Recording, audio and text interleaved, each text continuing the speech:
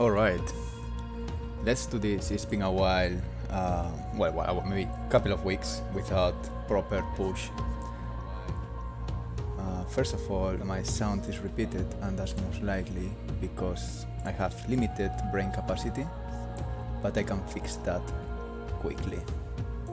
Yeah, that's what matters. Not your brain capacity, but your will to improve it.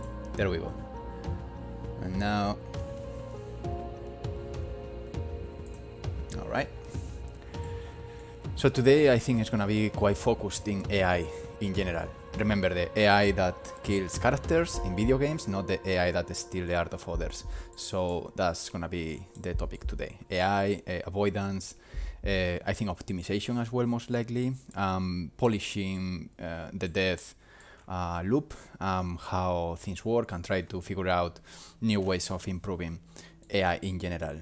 The good news is I moved from I was actually, one of the things you do when you do profiling to see what is the bottleneck. Most of the cases, like 90% of the games, usually are GPU bound, meaning that basically you need to improve your graphics, you need to improve your lighting, you need to improve your shaders, textures, memory, etc. In my case, it was actually CPU bound, meaning that the only thing I needed to improve is CPU, which in many cases should be simple. The thing is, when you do open worlds like CRETE, which is a hybrid between procedural generation and open world, there is a big component of simulation, meaning that even if a player, a enemy is not in the screen, there is something going on in the other part of the world, and that other tasks are CPU related. So I needed to find a way of decreasing basically how much I update that simulation.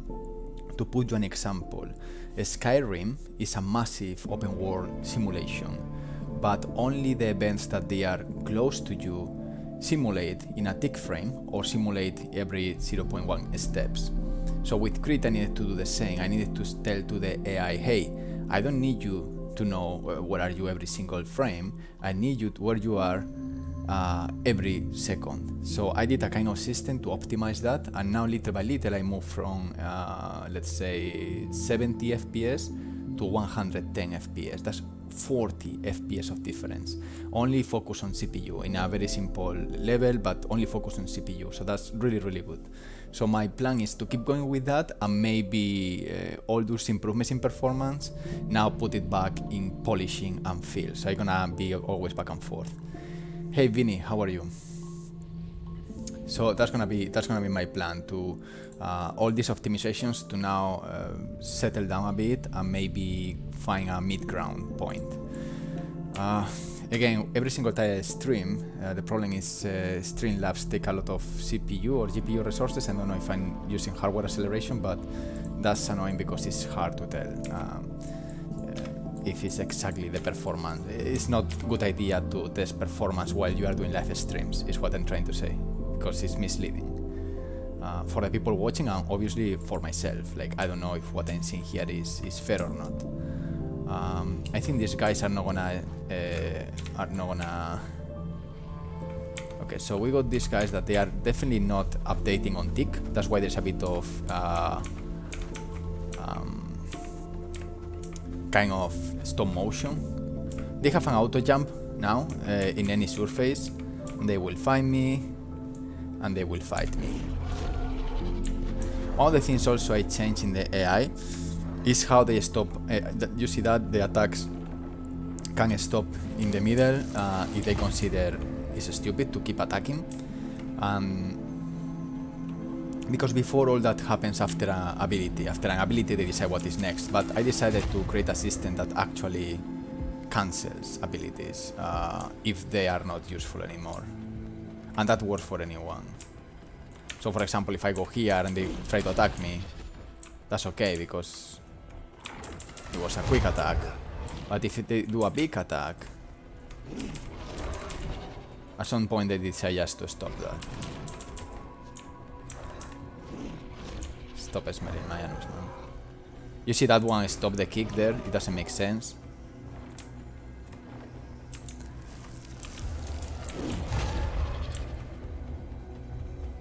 They are also doing this sine wave where enemies go left and right a bit.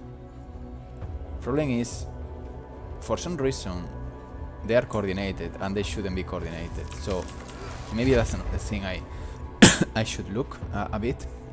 Yeah, you can see they are both going to the left, right, like the sync wave somehow is synchronized. It doesn't make any sense, but anyway. For example, if I go here, the guy stops attacking and goes to the next task. Yeah, so that's more or less one of the things I wanted to work. So my plan is also to again all these optimizations I made now to not remove them, but you know, to put back some quality, because I really don't like to see, even if it's in the far distance, I really don't like to see a sort of a slow motion animation, a stop motion animation in the enemies, even if they are far. It's not cool. Hey, Seleno Cosmia, how are you? So the system works in the following way. It's very simple, but it's very useful if anyone is interested. First of all, the first thing I do, there is no visibility in any mesh. I decide when the enemies are visible, and in the future most likely I will use some dithering techniques to do a fade in, fade out, but basically the meshes are not visible in the very beginning. I got a bit of spaghetti here. This is the chaos, but this is already organized here. So in the chaos part, it's like this, because basically I'm experimenting with different ideas. The one that is actually relevant, it is the server dynamic tick event. This is important because it needs to happen both in server and client. So and the way this works is basically I send this on server, and server tells me what is the distance, and that distance later is multicast to the rest. This distance with a clamp has two different, you can do this with a curve, but I just decided to do two different map range, which is in my head, which is like combat distance, or let's say visible distance and no relevant distance. These are, and that's 130 meters. When it's more than 130 meters, enters into a kind of hibernation stage, which is still dynamic. It's not just flat. It's still being even different ranges of hibernation. The maximum hibernation stage is an update of every 1.5 seconds, which is a lot. It's basically 1 frame per second. No, however, we still have optimizations in the moment they are farther than 50 meters, and this is the part that I don't like, because even in 60 meters, if you have this update of 0.05, it doesn't look good. So, and again, I'm updating different systems, including the ability system component, the sphere, the core, which is part of Cast Companion, character movement, and the mesh. And they are all updated at the same time. This, for example, should have a little bit of a delay, or maybe branch this, but anyway. So, one thing is true. I want to start removing the mesh, because by default, the mesh has different ways of optimizing this. If you go down here to optimization, you will see that you have all these checkers. One of them is already doing the job for you, which is updating at 30 Hertz or every second frame, which is this one. If true, owner will determine how often animations will be updated and evaluated.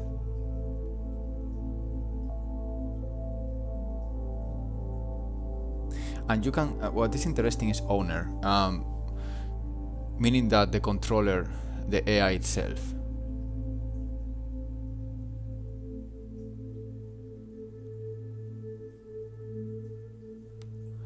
That's a good.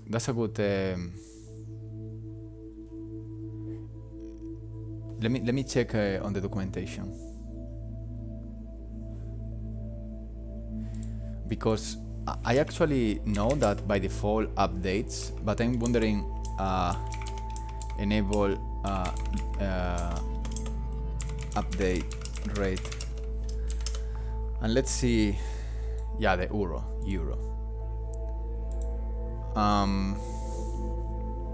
Maybe it needs to be implemented in C++. One of the things I already did, by the way, and that's already quite performant, is using the fast track or the fast path in Animation Blueprint. This is a must. I'm still freaking out how many template projects I saw there that they don't utilize this. It's super important to access properties asynchronously to optimize when you have tons of meshes using animation blueprints. This is quite relevant.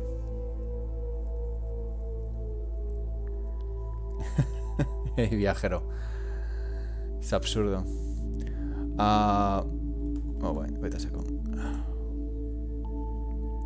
How long I've been in development? In game development itself, I would say 3 years. In development of tools, you know, using Unreal Engine or Houdini or VFX in the film industry, more than a decade in the past.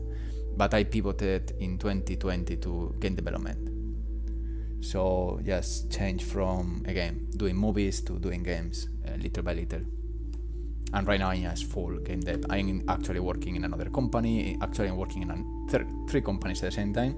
Obviously the one I'm dedicating more time right now is on CRETE, my own company, Mayhem Mirror. But I'm just fully involved. In fact, to be honest, at this moment I'm not taking any jobs related with filmmaking as we speak. At this moment. In the future we'll see, but really no, yeah, I did a change. So this okay, this thing animation optimization here. Yeah, but this is not the one I want. I'm wondering, sometimes on Reddit there is smarter people than documentation.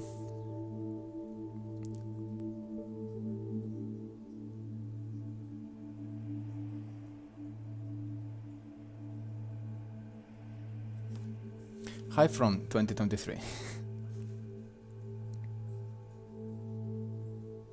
Oh, that's cool. Okay, so basically there is a component in C++.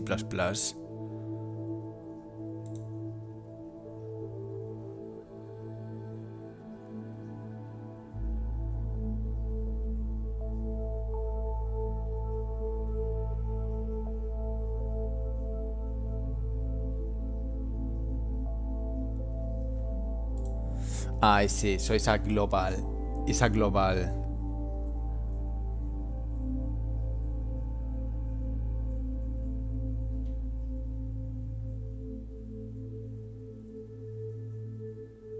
Yeah, because I guess there is no exposed property.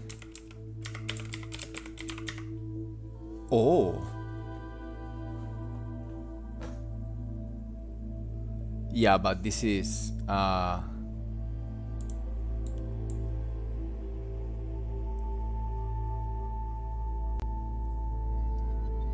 yeah, but this is only in for dev, not for cook build. Okay. Still, I think because it's a global variable, the system will be applicable, and the way of debugging this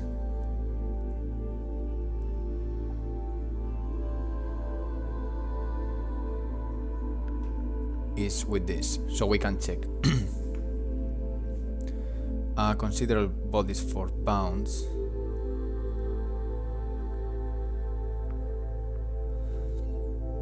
This one is quite performant, and only tick pose, and then I tick the pose when I'm doing montages, basically. So the combination of this is, I think, is a good starting point. We can check if we got that optimization there.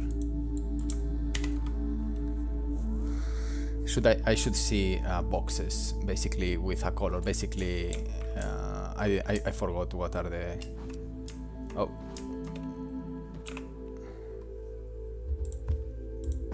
Let me take some stuff.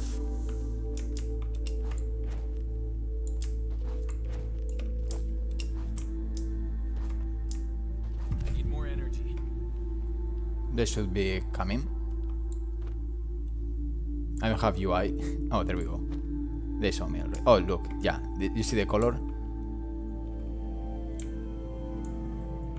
That's basically the interpolation there. I can see in the bottom also in the print a chat. And blue, I guess, is not interpolating. That's a lot of interpolation, I have to say. But, oh, I see why. Oh, I understand. The tick rate, yeah, is doing more stuff of what I really want. Because now it looks pretty bad.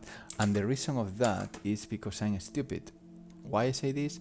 Because by default, I'm not updating this every frame. So I need to remove this shit here.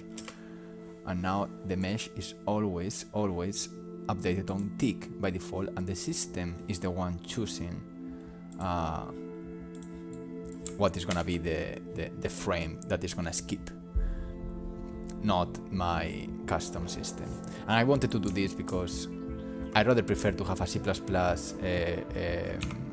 system overwatching this than be doing this by blueprint, basically. And I can do again this in C++ as well, but if there is a system that already works in this way with this idea, why to reinvent the wheel? So that's the plan. I wanted to do that just because I wanted to understand exactly what is the hit of performance, but now that I know, I can just go back to the Unreal framework. Yeah, I can see red there.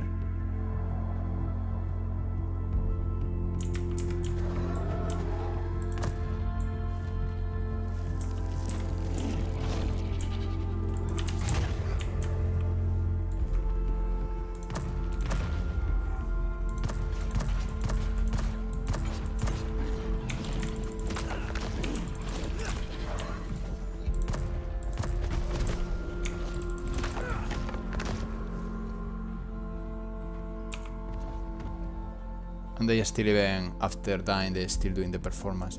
So basically, I guess, how was the legend? Like, green was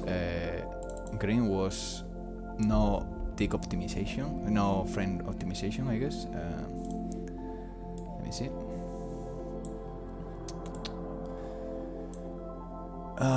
Green. Oh, red. Why so counterintuitive? Okay, so red is not skipping frames. Green is skipping one frame. Blue is skipping 2 frames. Why? I hate this. It's counterintuitive. My brain doesn't work in this way. Oh shit, man. Okay, so red is good. Red is good. Then green, 1 frame. Blue, 2 frames. Black, more than 2 frames. So I'm gonna check that one more time because I'm getting crazy. I thought it was the other way around. Like red is usually always skipping a lot of frames because it's red, but no. Red is good. Red is good. Okay, red is good. I'm gonna try to remember. Red is good. 1 second. Shit.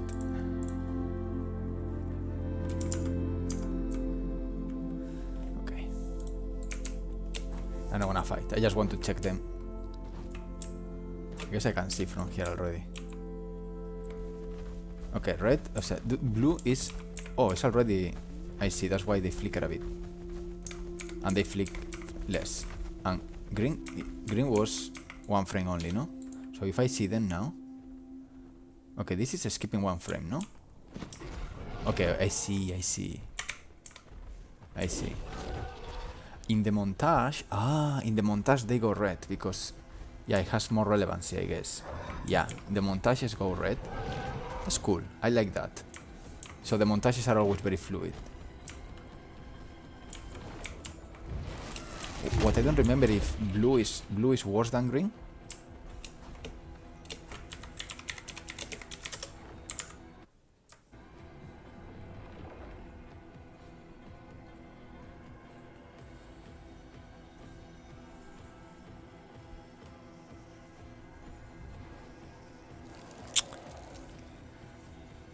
What is it?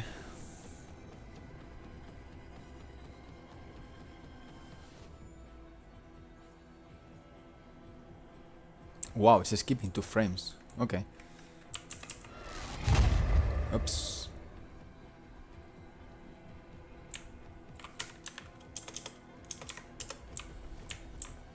Okay, so this is 2 frames, but they never go to green. I don't know why. If I go far?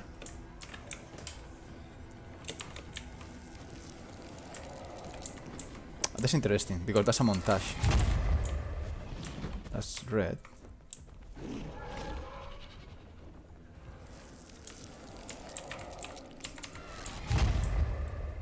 That's blue, which is 2 frames. I mean, 2 frames is a bit aggressive.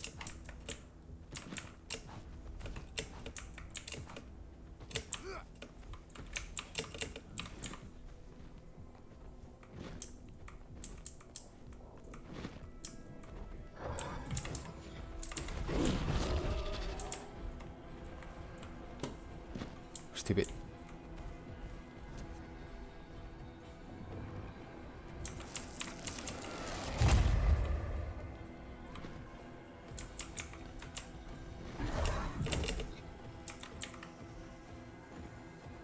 Oh, they have a new bug, I think. Because I was working with...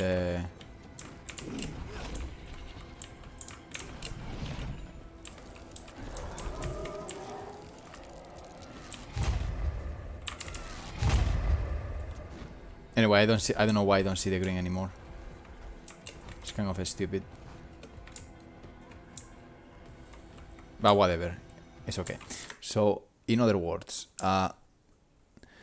so does it prevent any blueprint flicking variables as well? Like ungraph dependency flows, for instance. But that's the thing, you shouldn't have anything of that, because if you do a fast track, you are basically not using the game thread to update any state. Let me see if I find this.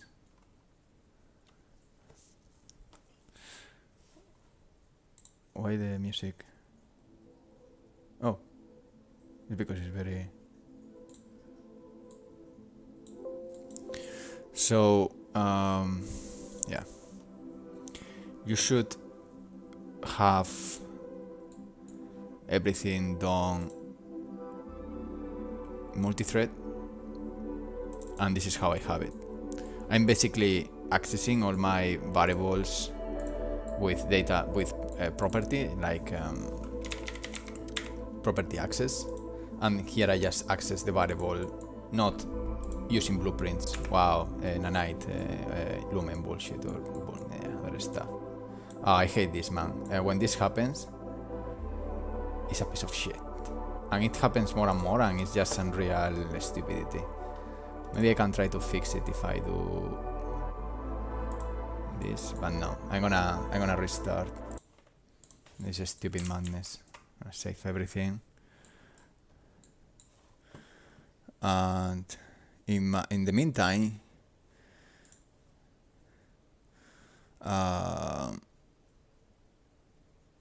yeah, you're gonna see my fucking face.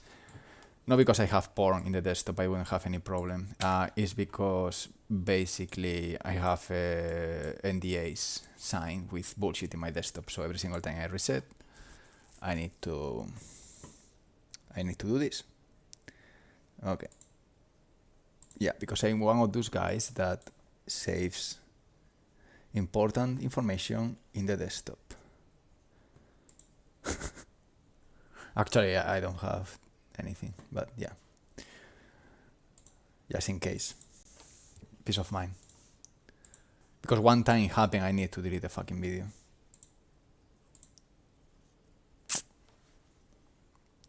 It was my contract with Disney and the new movie Mickey Mouse, and no, I don't work for Disney anymore, luckily.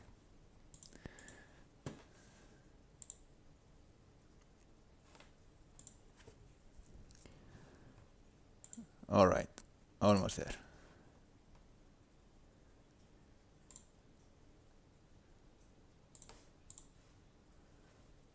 Sweetness. But yeah, I've been working this couple of weeks a lot in optimization because I really want CRETE to be played in any systems, and very soon I want to test this properly on a Steam Deck, and that's one of the targets, Steam Deck. So been optimizing a lot of aspects. One of them is the world generation. Now it's way faster, it's way more interesting, but the other one that was remaining was actually AI AI is always a pain in the ass because there's a lot of things that can go wrong in optimization. So yeah, okay, we are back. We are back on track. So we go here again. My next plan, I have two plans in mind. One of them is to see how the fuck I'm creating a new kind of world generation where there is a AI director that keeps consistency of AI. It's completely different of the old systems. It's a completely refurbished one, refactored almost from scratch. That's one thing I want to tackle. Maybe I should do that one. The other one is a problem that I'm gonna check very quickly, and maybe this fixes already. That sometimes when I kill the enemies, the ragdolls don't fire, but only happens on packed games, which always makes me wonder. If you think what you see in the editor is gonna be always the same of what you do in a packed build, you are stop being delusional. Everything can go wrong when you pack a build. It's not the same. And obviously don't do profiling in editor. That's incredibly dumb because there is a lot of memory used in the UI itself or in blueprints or in anything that is in your computer. Always profile in a very clean computer and if possible with no background processes running, you know, in CPU, which is like misleading everywhere. Okay, so my hypothesis, I don't want to update the character movement anymore. I don't like that. I think it's stupid. And this is gonna go back here. The ability system component, yes, I don't care. Yes. And this sphere, yes. I think that's a good compromise, I would say. Now, when the enemies die, that's the part, it's a lot of cleanup there and stuff. By the way, just in case, a tip, you can't destroy a AI controller, and obviously an AI controller can't destroy itself, neither one or the other. You need to unpossess or detach to later be destroyed by collecting garbage, or you can set a lifespan of 3-4 seconds and then it's gonna be removed. It's not exactly destroyed, stay on memory, but once it's garbage collected, it disappears. But it's one thing I noticed, that when you destroy a pawn, the AI controller stays and you can't destroy it. Even if you send an event or a delegate, it doesn't matter, or interface doesn't matter. You can't destroy, you need to do something else. And that is also leading to some potential issues. But basically one of the functions, you can unpossess, and that in theory, I think destroys this actually I think destroys the controller, but also I think is, yeah, detach from controller pending destroy.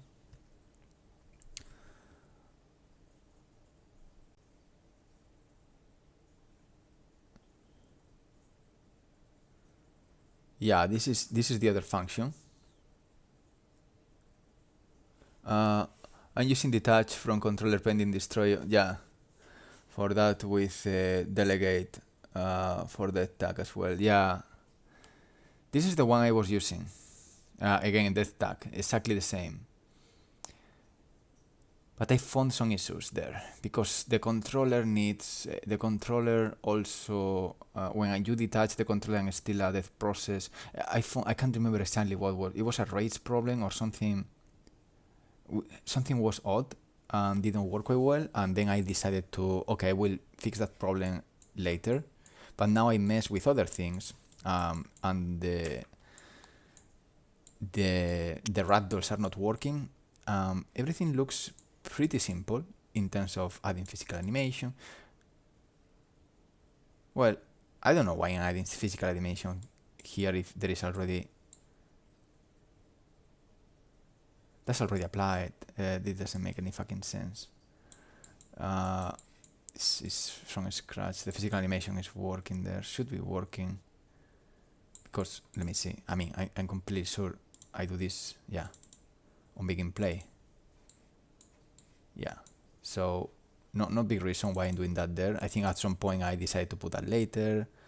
So this can go out. That ragdoll, the boolean, there is a sound there, which now is making sound in client and server, but that's okay. The spawn drops on server, the morph target, the effect of the death, stopping the queue. Well, to be honest, yeah. Okay. All this makes sense. I'm just thinking about ragdoll. There is other little issues here and there that I would like to come back at some moment. This is animation related. This is clear the ability. Actually, I could. Okay, yeah. You can't receive more hits there. Disintegration and displace particles, and one is finished. I destroy the actor, and then on destroy, I remove that from the spawner. Is the AI director basically, and I remove it from the array of the enemy spot, the specific one. I don't see any good reason why this shouldn't work for ragdolls. The only one is I don't think it's related, but maybe, yeah, it shouldn't be related. Okay, let's test it because I'm just speculating, and I want to test in the staging level, not this one, the procedural level, because it's where I got the issues in the pack build. So it could be performance, it could be something that I'm missing, but I want to be completely sure. I use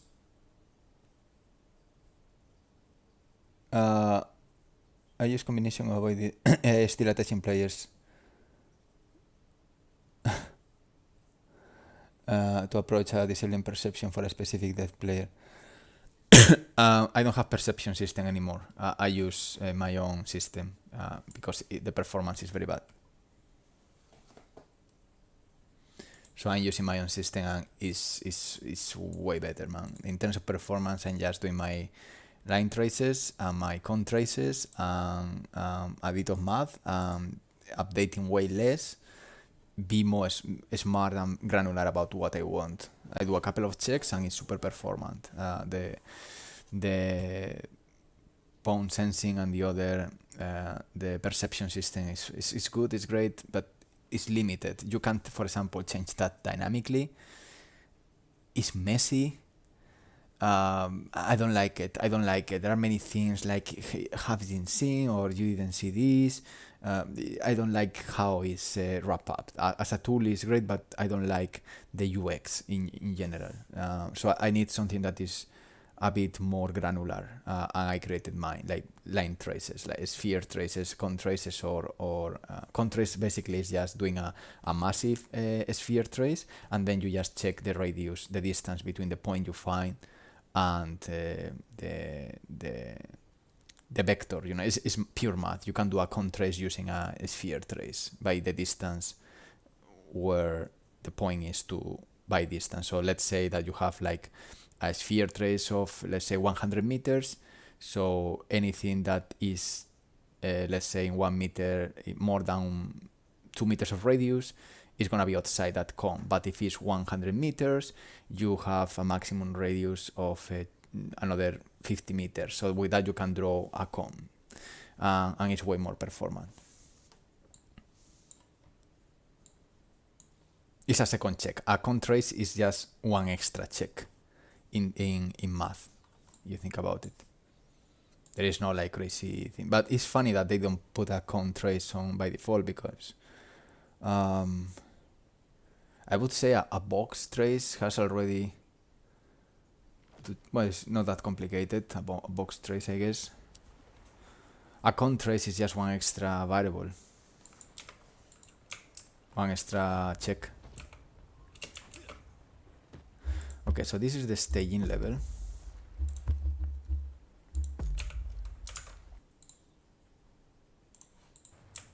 Very interesting level. Very, very interesting level. Sometimes the levels are crazy. I like this one. It's very simple, but I like it. It's so cool, man. When this happens, it's very, very nice to see. Very, very funny.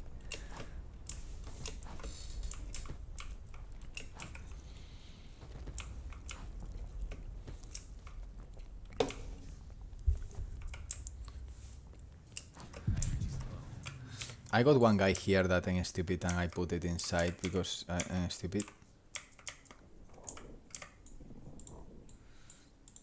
Me just put it there. Oh shit. Oh no.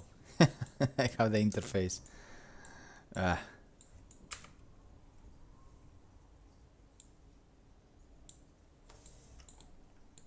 Okay, I save your ass. Okay, so that's yellow.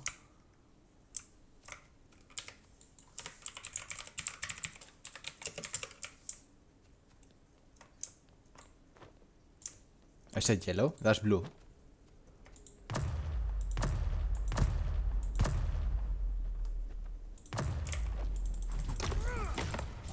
Oh, this guy is broken.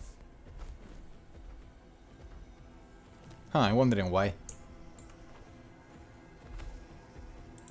I think because maybe because I...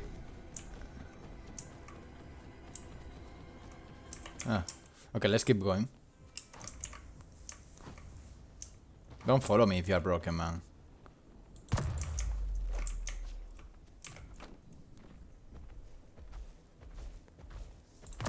Yeah, it's broken. I don't know why.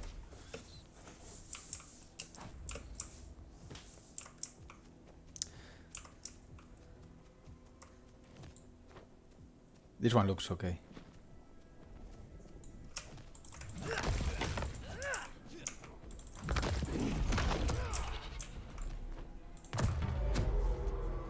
Uh-oh. Ah, I see. That's why I put... That's...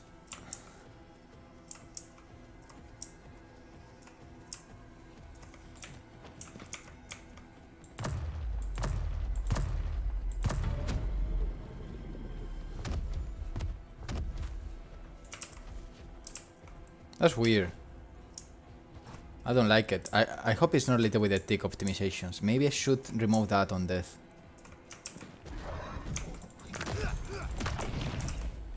Maybe I should do that.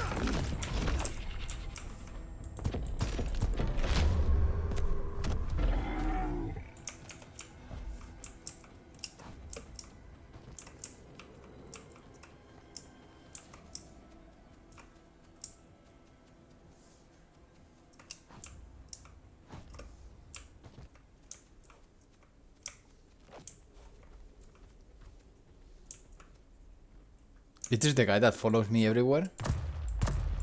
Yeah, incredible.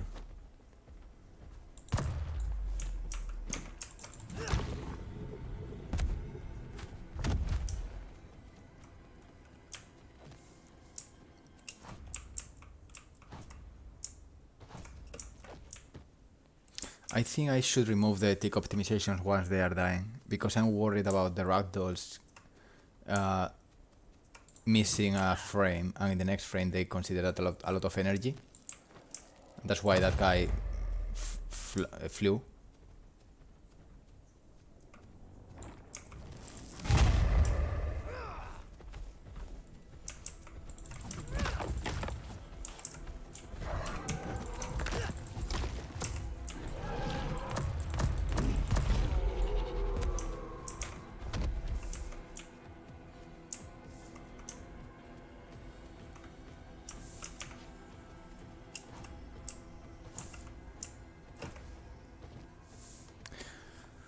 Okay.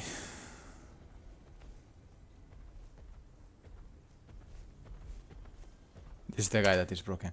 So let's fix this guy. Well, let's fix it now. Let's remove it. I don't need him.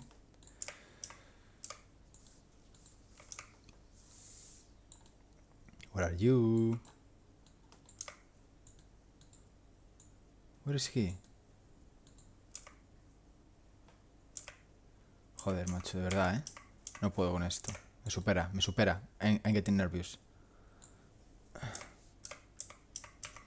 Fuck you, you win.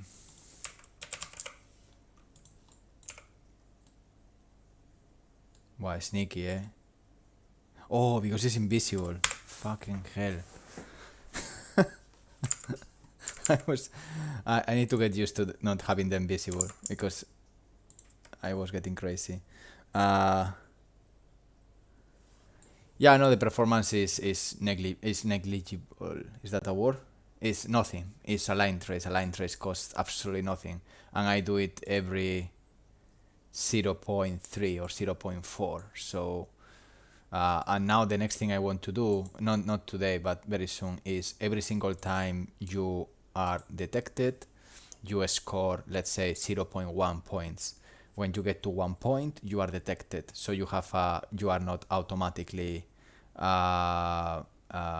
don't have an automatically been seen state. You grow up that little by little, and then you got the state. And also, if nothing is so, you go back. You can do this with gas, like perception, I don't know, a score. And then you put the maximum in 1, and then if you cross 1, you are detected. But then if nothing is scoring you, you start to go down, down, down, down, down. I want to implement that. Hey, Render 1010, thank you. I'm actually solo developer, so in terms of that is on my side. What I got is actually modelers and concept artists, but in Unreal, I'm the only one working right now. But it's been already 3 years of work. I mean, this is I can show you actually this is the staging. The real generation is this one, which again in editor is gonna be slow because it's not performant, but I think it's this one, yeah. But let's try regardless. Maybe it works. It's depending on the day.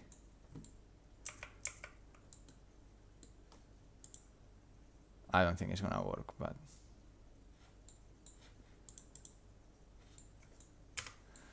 I'm now curious.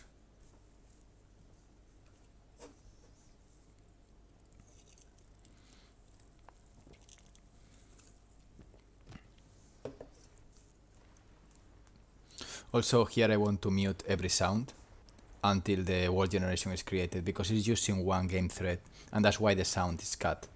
It's sharing a thread with the sound, and that's not cool.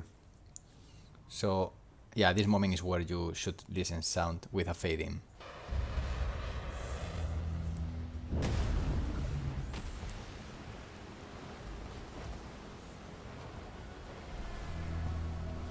You have also the gliders now. They're in the top. They are flying, which they are already implemented with. You know what to do. Collect DNA samples and travel to one of the 2 gates. Oh, the only problem is I don't have weapons here because it's the real level. So, the real shit. But yeah, these guys attack you. Your strategy is to die. I think they can see me now. Stealing a good bunch of ancestors' technology and DNA. Because I'm very far, and also I don't have weapons. But yeah, the level generation. Let's see.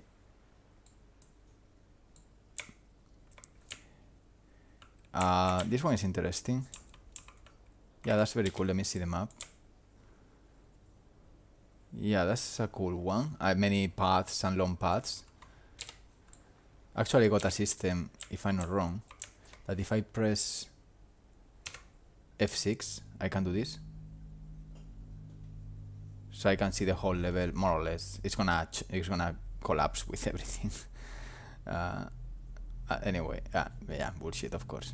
But I can see a glimpse of how the level is generated, the settlements. Well, I don't see a shit, to be honest. Yeah, there is nice areas there. I can see a climbable mountain in the top right. And the 2 gates. So actually, if I'm able to travel,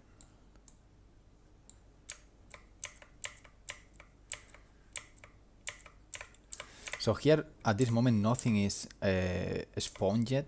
I'm changing the system a lot. Like before I got a pool of enemies ready to be possessed, but now I'm not doing anything of that. I want to work in another direction. But yeah, all this grass has been completely generated, and also the color. I don't know if you noticed the color of the floor now it takes the color of the grass, which was complicated. I need to do a render target to do that because I'm not using any landscape system, so I need to do render targets, and I'm using actually this. No, I'm using a noise. I'm using the same technique that the maze in the minimap to do the a render texture as a mask of where grass is gonna be spawned, and I put that back to a texture. So basically, the alpha it matches that. You can see that transition there. Maybe it should be brighter, but yeah, that's the philosophy.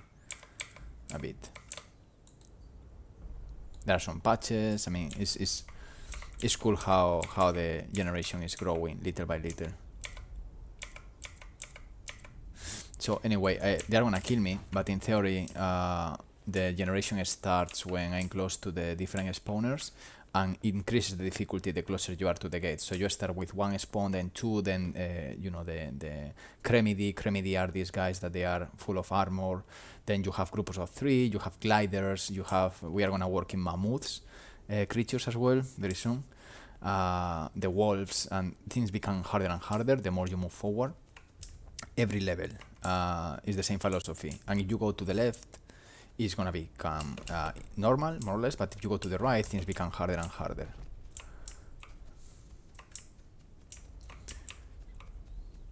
So again, I'm not gonna be able to fight shit because actually I can open even that. I can open, but I think they are gonna kill me because I don't have a weapon. I think I can open. Yeah, I can open.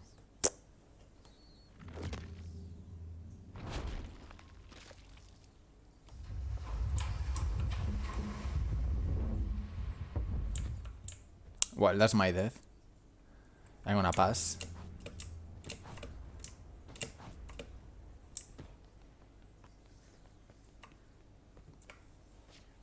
I'm wondering if he really will try to come to me. He's trying, definitely. Oh, yeah. He's really trying. Okay, that was a nice jump. Uy, boy. Yeah. Okay, you fell. He's trying.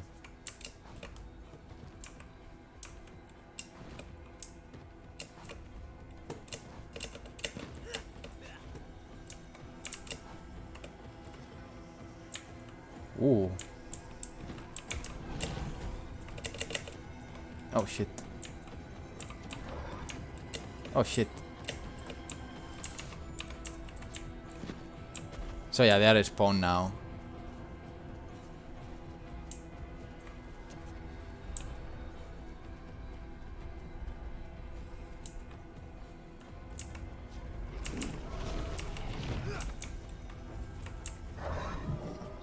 In theory, if I try to run away, yeah, they always cover the area, so it's hard to escape.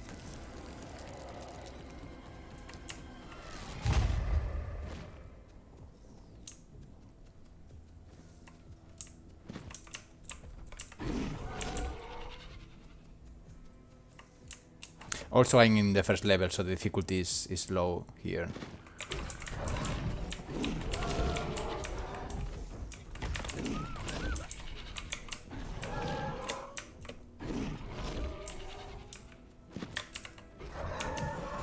And obviously, it's not a good idea to accumulate enemies.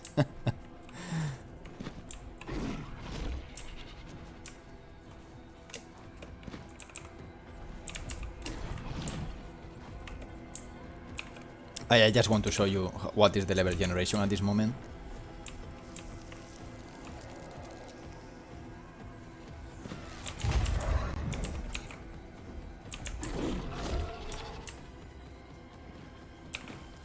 Different totems, different modules. But in general, it's gonna be way more performant.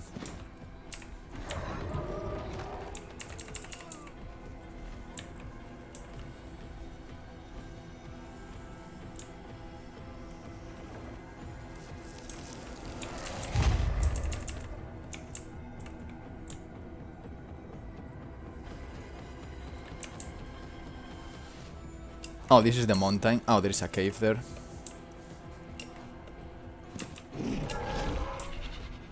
I'm wondering if they can enter here.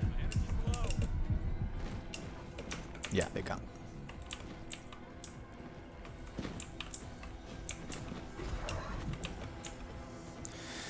The funny part is that I think I should spawn more enemies in general. Like, not being worried about these guys anymore. Oh, look, they go down. That's cool. Yo.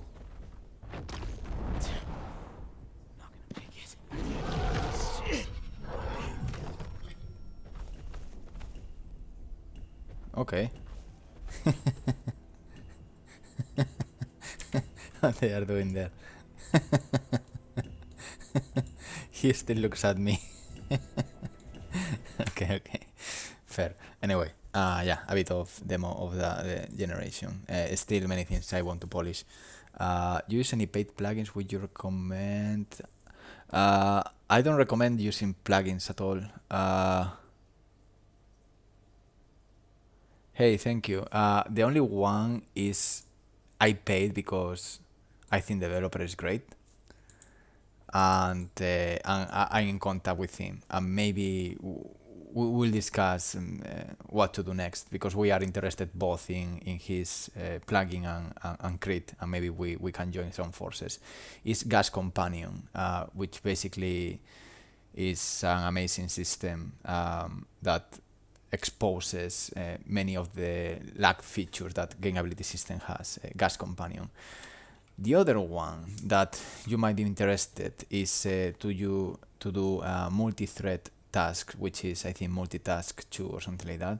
And this is just pure C++ math in order to do multi-thread task or 2D task, 3D task, voxelization and things like that. It's a bit more like geeky plugin than something that is a system. It's more like low-level functions to do multi-thread async tasks in general. In this case, that's how we do the spawning of the grass in the world. Yes, I can show you very quickly. It's a bit crazy, but world, I think it's multi-thread actually. I got a multi-thread task. So I built this task basically, which is using multi-thread, but I need to pass a lot of data. Don't mind the spaghetti. Basically, I feed to the system my world and also different variables that come from outside, which is the array portion number. I basically do a subgrid of the world generation. So for example, if I have 32 by 32, each tile is going to be a different task in a different thread in the CPU. So that's how I do parallel spawning of the grass. I don't do CPU linear fashion. I just take this grid and every tile is going to be queue in a different thread. Once one queue is done, jumps to the next one. So every grass can work very quickly and appear very quickly. But I still need to do a lot of on my side. So I just wanted the part of doing multi-thread. No, I don't want plugins that they build you systems, because the problem of that is that you are quite version locked to a specific plugin, and also sometimes plugins don't communicate well with your systems. Yeah, multitask 2 is one and Gas Companion is the other. I think they are the only two plugins right now, and the reason I use both of them, it is because I know the developers. They are actually beta testers of CRETE, and we help each other. And I know if Unreal Engine 5.2 goes out, I'm going to have access to the GitHub and test the things earlier and being a bit more one-on-one. The problem of having a plugin where you don't know the developer, or the communication is not the best in the world, or makes you systems like UIs or interfaces or animation or combat systems. That's a pain in the ass, and you don't want to do that because you don't know what is going on. Many things are really actually not done in the best way. I just want plugins that they take care of the very low level, of the very close to the metal stuff of bringing functions, do something that is not happening in C++. If I can do that by my own, I will do it. If it's something that Unreal doesn't have, is where maybe it's worth to have a look to this. But I always recommend you to don't use more than 1 or 2 plugins in your project, because then regrets happen, trust me. A lesson that everyone learns at some point.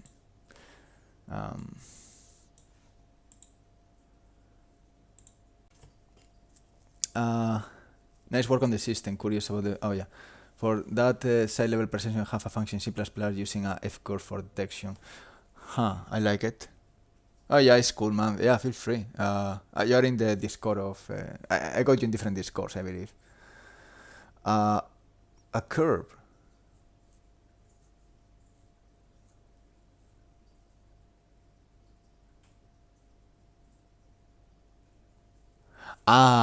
You're using a curve to define how much perception depending on distance. Like if you're very close, the perception is instant, but if you're very far, the perception grows slower. You mean that? Yeah, for sure. I mean, the way I want to do it is, depending on the distance, you score an attribute, and that attribute grows over time. And if you are not seeing, the attribute starts to go down to 0 again. The funny thing is, each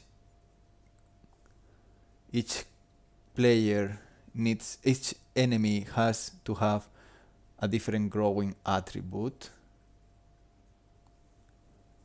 Oh, actually, yeah, the attribute needs to be fed into the enemy, not into the player. And it should have, in the case of CRETE, maybe it should have 2 attributes, or have an array of attributes. That's interesting.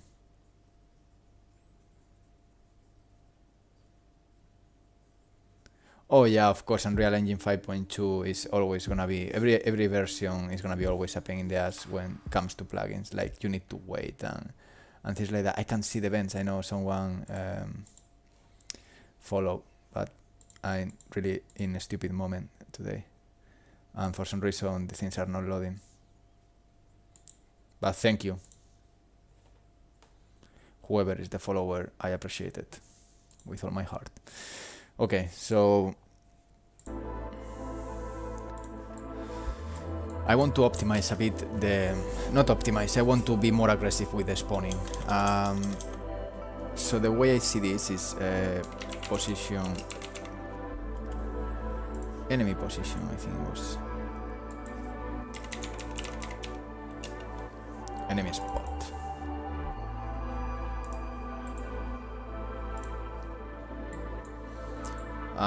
Basically, yeah, I don't want to care about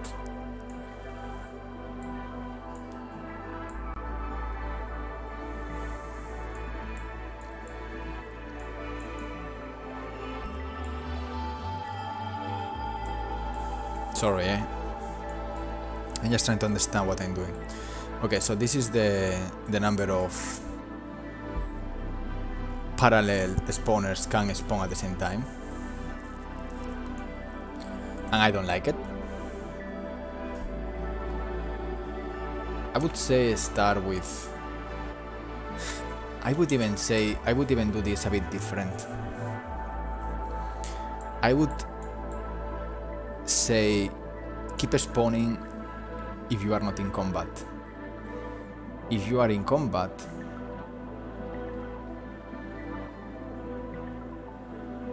yeah, that's another way of seeing this. How many AIs are in combat? Because indeed I got my spawner here, and I should add now, every single time I bring an AI, I should add this to 2 arrays. The first one is the local spawner, and the second one is the AI director.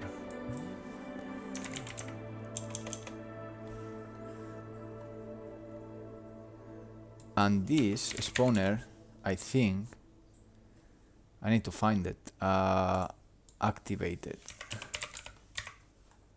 Joder, okay, let's find it. AI spawner, spawn.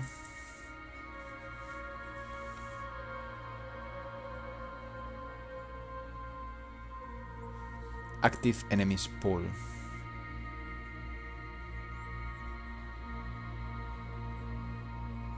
I'm trying to use my brain now. Okay.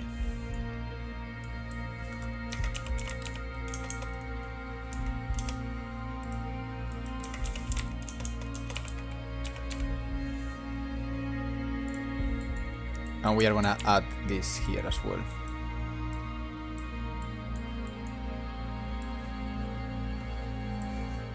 Now when the enemy dies, yeah, and also let's don't forget about the little thing I wanted to change. Now that I'm gonna go to the enemy, I'm gonna do both things. Oh, sorry, I think the audio was very low. The first thing I want to do is go here.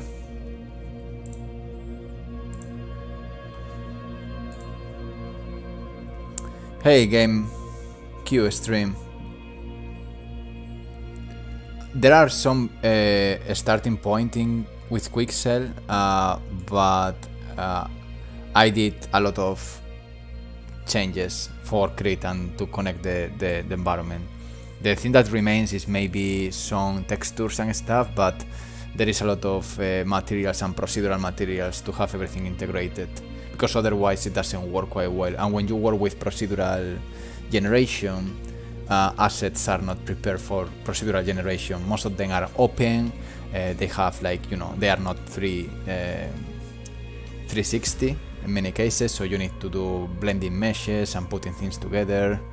No, I'm not using the procedural generation of Unreal. I got our own system. It's cool what they are doing there, but we work on this one already 2 years, and it's focused in what we need already. Maybe in the future we can consider the procedural generation framework of Unreal for more small and granular things. For example, because if I'm not wrong, it's also a component, and if it's a component, we can put that in different actors, like for example the houses, the temples and things like that. That's cool, and also it's replicated and it's deterministic. If that is the case, I would like to use that again, not for the level generation, but for some more like, yeah, fractal, or more like a small generation of houses, settlements, like little tiny and self-contained things, because the PCG is not gonna communicate well with CRETE right now. And I actually talked with the developer of the system. I put him my case, and it's like, yes, could work, but yeah, he just warned me, keep in mind it's experimental, and many of the things you mentioned, maybe you need to find hacky ways of doing it, because we got a path generation, we got a shortest path method, we got wave function collapse methods. While you can do maybe something similar, the world generation of CRETE is still being used for the AI art director, is using for the different progression system, is used for optimization rates and how the heat map is optimizing different assets. So if I do PCG now, it's like I can get very nice results, but to get to the point I'm now, it's gonna take me a lot of time. So that's the reason why I'm excited, but at the same time we decided it doesn't make sense. Okay.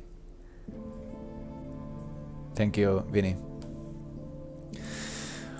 Okay, so yeah, the first thing is the decision of taking the mesh, and once he dies,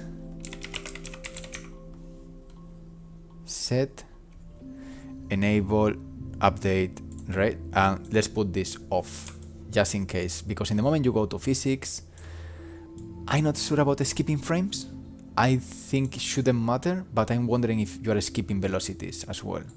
If that's the case, it's crazy, because maybe the speed becomes double or triple if the frame, there's a little teleport there.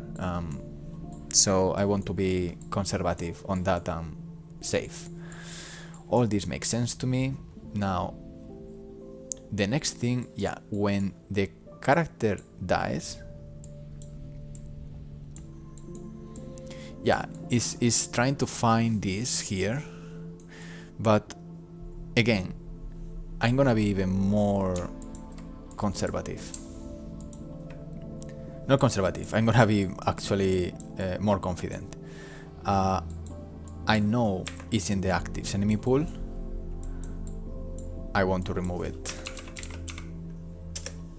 straight.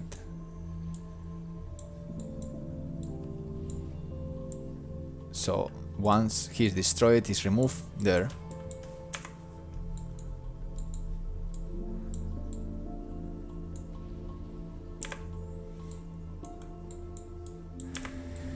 Now here is gonna be the logic that I want to follow now.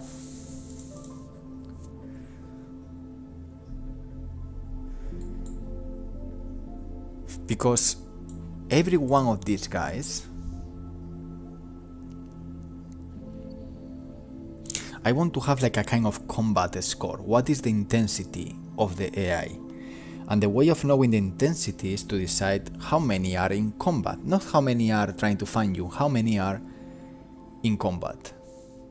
Because they can be traveling to you, but that's not the real intensity. And there is a second problem with that.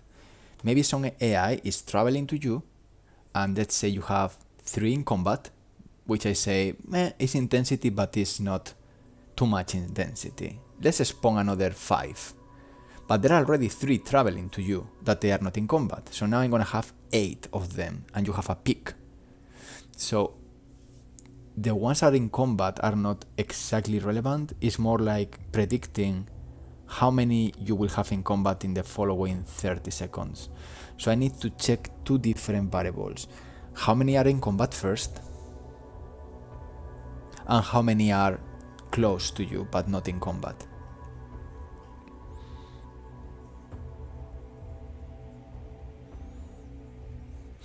We can assume that if the distance can be a score system. So if you are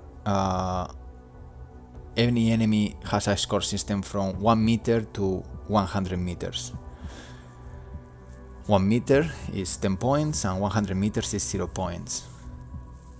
We assume that the closer they are, the more likely they are gonna be in combat. And that score can be used to drive intensity. If no AIs are close to you, means that your score is very low. We are gonna spawn a lot of shit now. Yeah, I think that could work. Yeah, so some of them will use range attacks, but the range attacks starts at 20 meters. That's completely right, and it's completely true. But most of the combat on CRETE happens in a range of 10 meters. So I can start even there. I can use a variable. I mean, in the moment, they have a variable that they say I'm in combat. In the moment they see me, which is this one, they go to combat. At some point I want to start implementing utility AI rather than behavior trees, so the choices are a bit more organic. It's cool, I like the AI in CRETE, but I want to put a bit of extra layer of flavor on that. So yeah, basically here they do a do once is in combat, once they do whatever, once they have target actor and they see me, they enter into combat stage.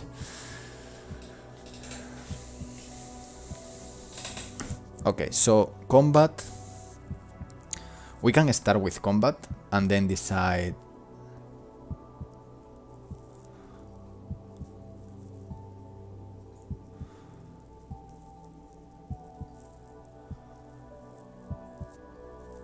I'm trying to think now.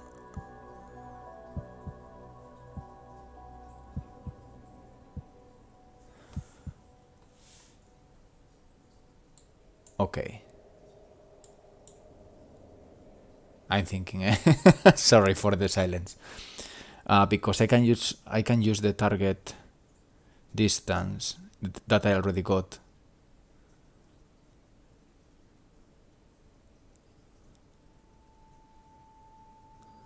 But the problem is I need to divide by the length of the active enemies.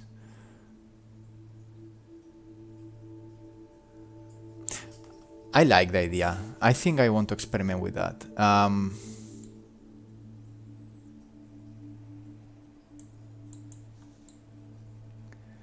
I really want to experiment with that.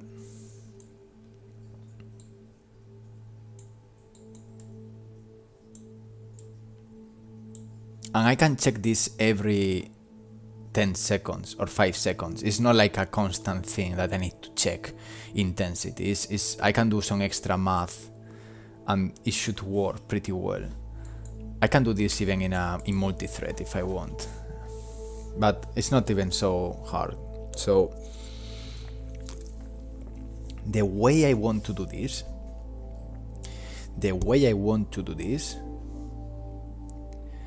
is the following one. I want to be free. Now, I want to create a new float. I need to organize this shit a bit. It's a character one. And it's like intensity score.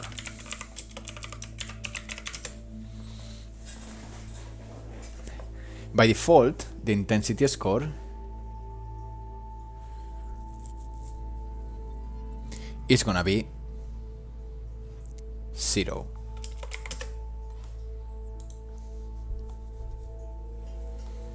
I like this. Now, intensity score is gonna be 0. Now, if I go here, I'm gonna take my enemy. I'm gonna set intensity score. And sorry for the spaghetti. It's one of the worst classes I got.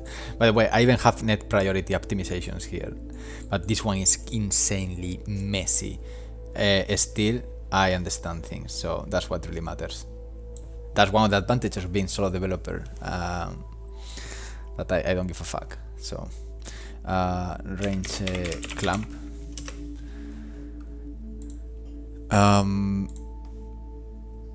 Hey, Beta. Sorry, Road to Environment Artist, how are you? Spaghetti is very normal in the blocking. Yeah, no, look, to be fair, look, there is a difference. This is spaghetti, but once we are happy with that, the things come into place little by little, you know, and things start to be organized, more or less. But, you know, this is already quite self-contained. One of the biggest pushes I did is in the master, master play, in the character, basically. Which is, you will see now maybe some extra spaghetti lastly, but this is the part that I'm experimenting with, which is what I'm experimenting here. I'm curious. Oh yeah, I'm experimenting with abstracting keys, key binding, yeah, key binding, the fucking mess of key binding. I want to change the UI depending on the input you are pressing, you know, this kind of things. But the clean part is all these nice widgets and super clean stuff organized by colors. This is new as well. Yeah, key binding. Key binding. Any key, yeah. Using gamepad or not using gamepad. But the rest of the things are pretty clean now. Obviously, in the moment you open one of these, you will have some surprises, but still cleaner than normal. But this service is, wow, man, what the fuck is this shit, dude? In AI, we use a couple of things for AI, which is a structure of data that I can just, I think is the data. Yeah, CRETE function library. Yeah, we got a couple of functions just to for AI.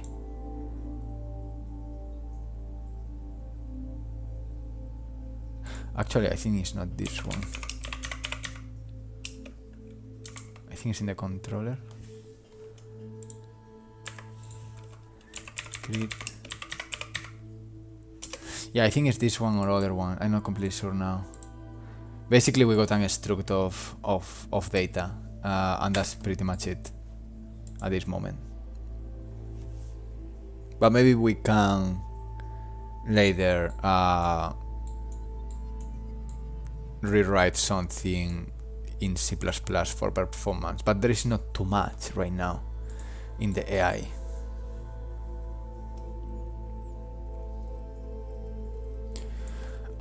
It's enough if you are doing a game with, let's say, less than 30 or 40 characters spawn at the same time, and you are not doing and they have a bit of complexity and navigation meshes and things like that.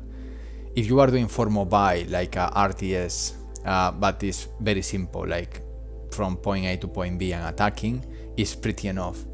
But if you have complexity of many choices and utility AI and a lot of navigation and pathfinding, you need something quite stronger, because pathfinding is expensive. You need to find ways of doing that asynchronously. I never say this word correctly.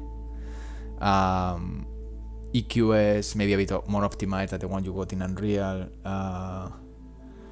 But the thing is, to be honest, on CRETE now, I tested like 100 enemies on CRETE, and I got FPS of 70 FPS, 100 enemies. When I have 20 enemies, it was more or less 120 FPS or 130, in a level that is not GPU heavy. So it just depends. I think it's enough, but when you are close to publishing, you maybe consider to rewrite the perception system in C++ and things like that. Yeah. Obviously, if you are having not hundreds, but half a thousand, then Unreal is not gonna catch up with that. You got a couple of good friends of mine, Atom Crowds. They helped me out with the Cito Yuna, and we also collaborated here and there. I know them from NPC, and later they came also to ILM to do a demo about their crowd system. And finally, they are doing this a lot in Unreal, Atoms Crowds, and they are pretty cool people. Yeah, that's one recommendation. If you are doing a lot of crowds, the best thing is, you have math already in Unreal, but the best thing to do is almost treat it like a particle GPU system and using VAT, vertex animation textures, and do that with world position offset animations, basically. That's how you do that in mobile games. In mobile games, you don't see skeletal meshes. What you see is VATs, and VATs are swapping between attacking, running. It's just a fucking texture. So, all these shitty games that you see in ads, that they are all fake, basically that's how they do it. They don't have skeletal meshes. And the AI, there is no even AI, it's a particle system or a simulation, very simple, with many things shared. So for that, Unreal is pretty okay. Now, if you want complexity, you want to do a Left 4 Dead or something like that, or Vermintide, Warhammer, that's hardcore, or a Diablo.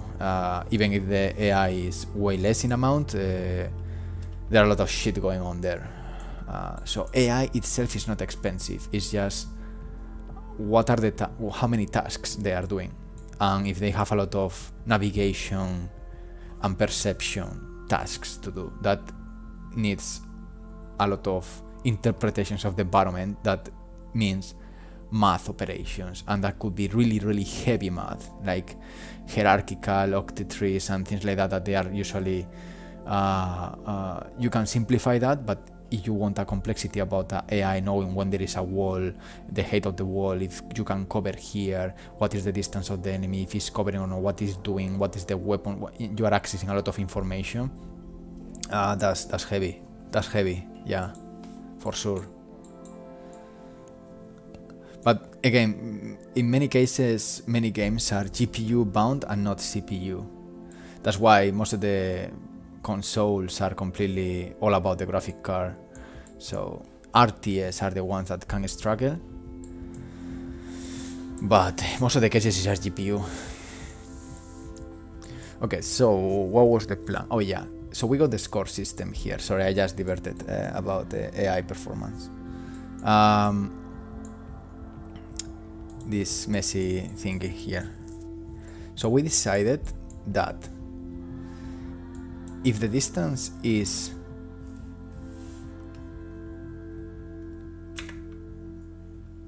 three, sorry, what I'm saying, yeah, I'm gonna put a maximum of 40. I'm gonna do this in a fashion level. 40 meters maximum.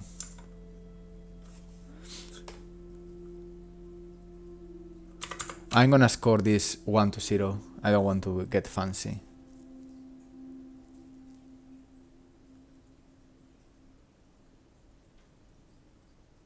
Now this is interesting because yeah, I don't need to divide by the number of, I don't need to have the average. It's stupid. I can have the average maybe to know, but no, it's not needed. I just need to know the intensity.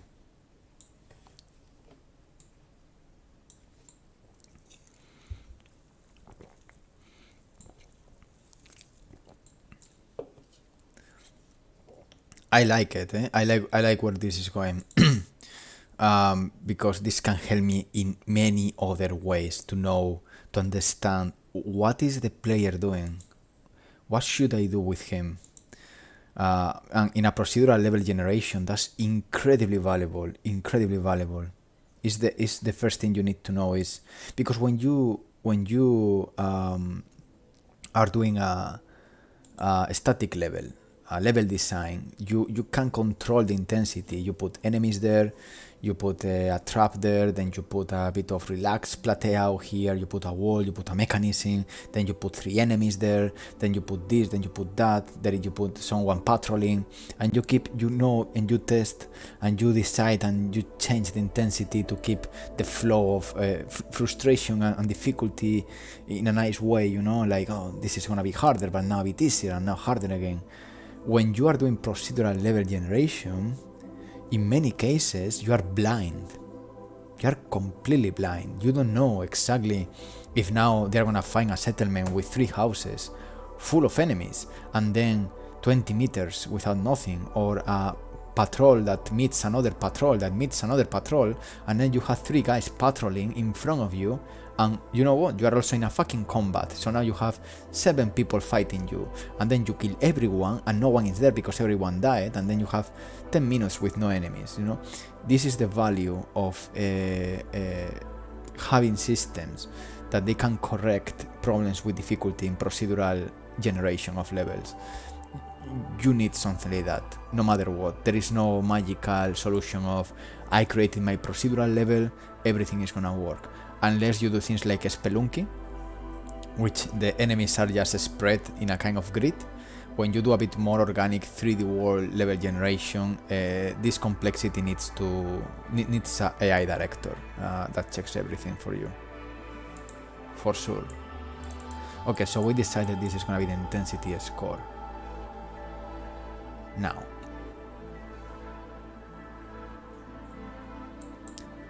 what I want to do now is, in the spawner spawn, stupid name, in the begin play,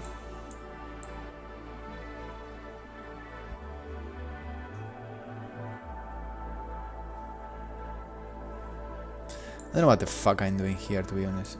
This is another one. I'm a bit slow today.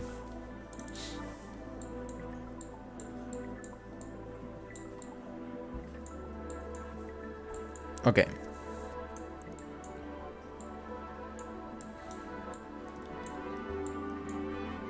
I want this. Review. I can call this even different, to be honest.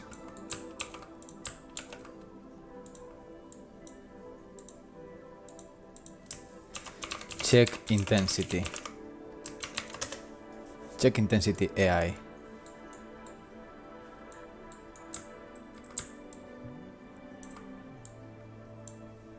And do this.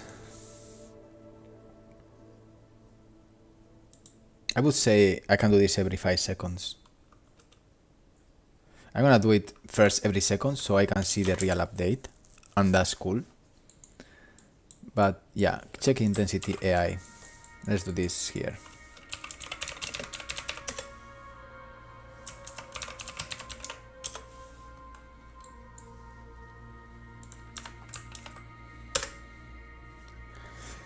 So,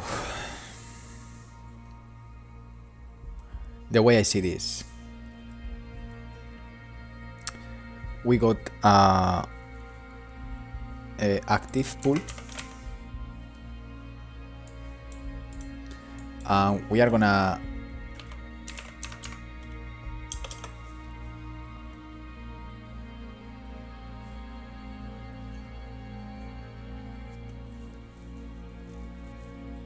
I'm thinking again.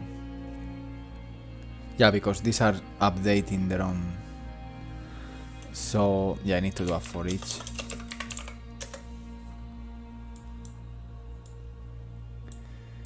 Actually, I'm gonna do a for each with delay, which is my own macro.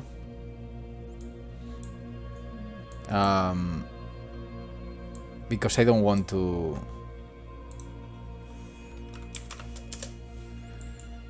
bother too much here.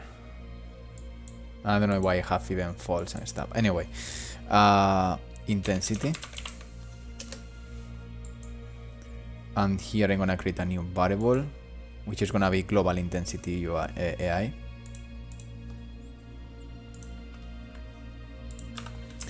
So global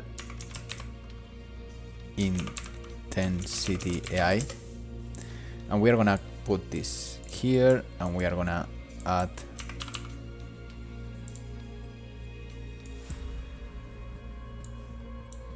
whatever score here, and then this here. But let's don't forget,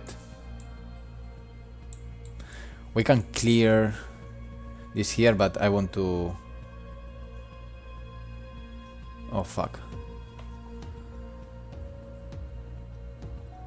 because I'm doing this with delay, I can have a problem there, right? I can check the value. Okay, it needs to happen in 1 frame, otherwise I'm gonna have issues, because this could become 0, and while everything is calculated, it's ramping up little by little again. Okay, so this is not the best. This is not, no, because I need to check this value at any time, and if something happens in between and say intensity is 0, it's gonna send 20 AI, and that's not cool. So it needs to be normal loop, and the value needs to be updated immediately. I can do also maybe a container float and transfer from one to the other. That's another option as well, but both are okay. If you want a little micro optimization trick, you can try offsetting those looping events to be something other than even numbers of seconds, because they will overlap. So instead of every 2 seconds, it will be completely. Yeah, that's but that's basically what the deviation does. Sorry for the mess again. That's why you put a bit of a start delay. This is copy pasted, but basically you have different start delays, and then you have a little bit of 0.3 delay variance, which is basically gonna be a float between 0 and 0.3, so you don't have everything in the same frame, in the same tick. Yeah, completely. You don't want to have things on the same tick. The way I was saying about doing this, that works even if you have a delay. What the fuck I'm doing here? It is to have two floats and you can have a for each with. Yeah, it's really cool. It's really performant. It's the same way you have in any service in behavior trees like this one. Random deviation. You need always to put something to avoid every AI that is spawned in the same frame doing the same processes at the same time constantly. You need to put that little noise there. Yeah, what I wanted to think. Nah, I think it's not needed. Again, you could do this with a for each loop with delay.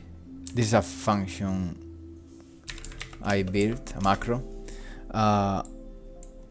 Because by default you don't have. You could just keep feeding this, and once it's done, and you put this in a temporal float.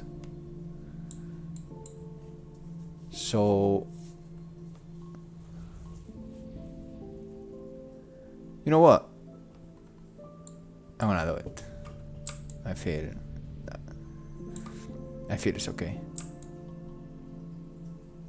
No, I don't like it, because then if I have a lot of enemies in the pool, maybe it takes around 2 seconds. Nah, this needs to happen in a frame.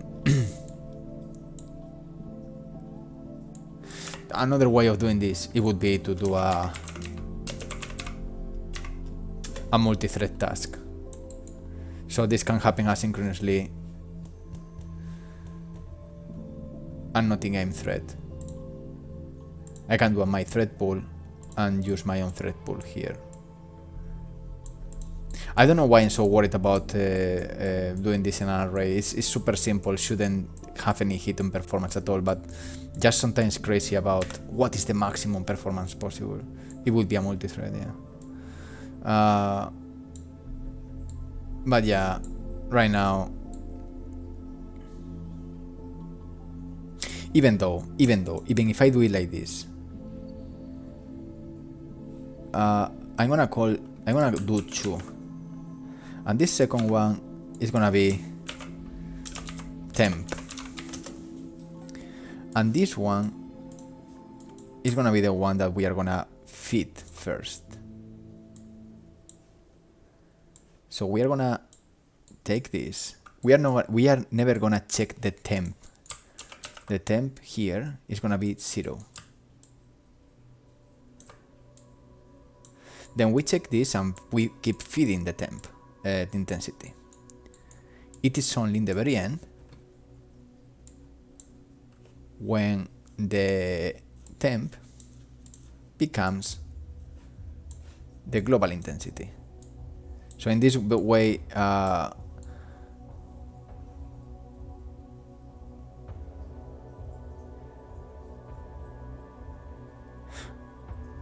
yeah, in this way we never go to 0, and you can do this even with delay. Now I don't know why I do this here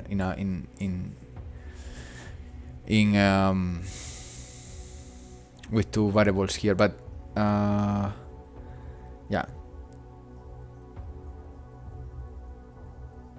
yeah, because this is gonna be completely reset constantly here, so the intensity is gonna be always updated.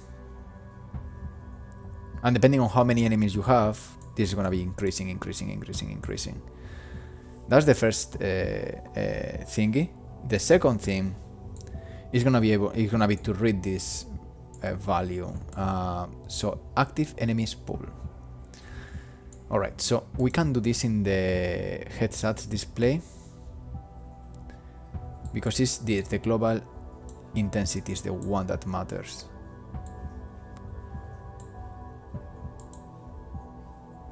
So to understand exactly what is a good value, we need to play, that's what we are gonna do. But first of all, I want to go to the HUD,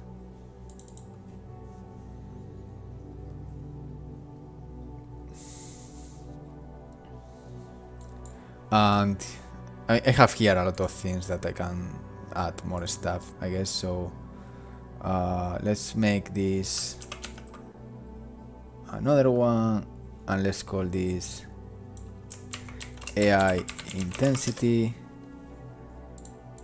and let's make another thing here. And I think I have even the spawner. No, I don't. Okay, no problems.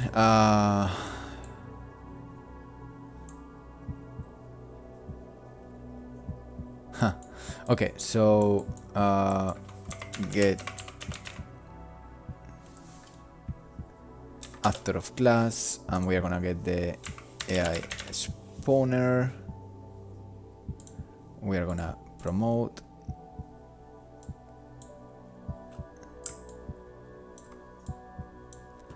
And this is gonna be spawner. And by the way, never bind things. Never do this on in a health stat display. I'm gonna do this because it's faster right now for testing, but never go here and say, okay, variable text. Let's bind to our spawner.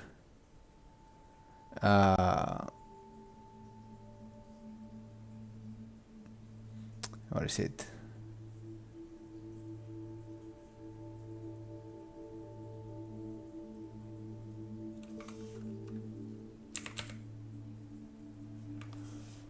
Wait a second before saying bullshit.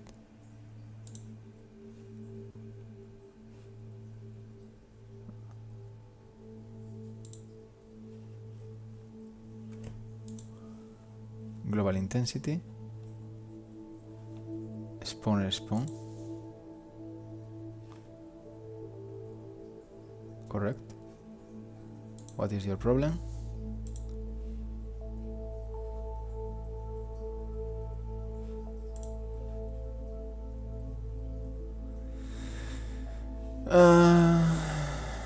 Let's see. Because exactly the thing I said to don't do actually doesn't even. Why is it not showing up?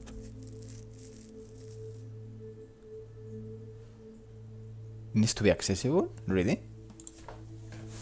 I don't think so.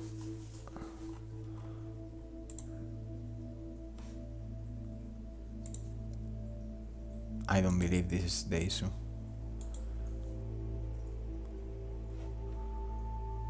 What is a sentinel? Let me see. Maybe yes.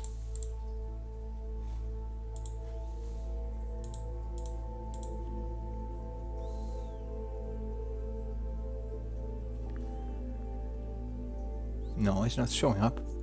Why not? Oh. Thing is.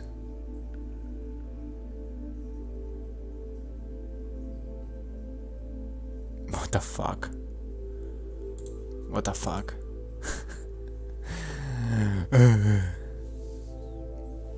Stupid.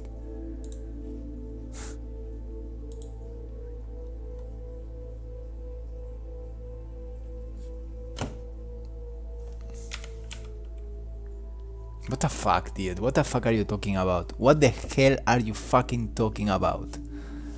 It's a fucking float as any other float. Of course I should access you. What the hell are you talking about?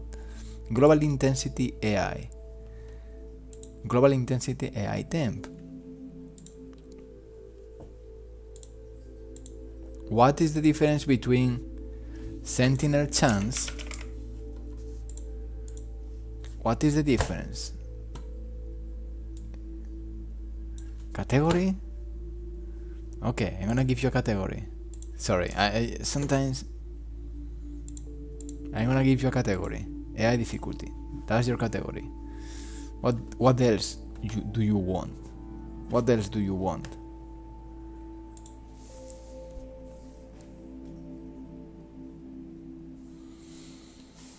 I don't know yet if I love Unreal or if I hate Unreal. I'm not sure. But it's neither. It's one or the other.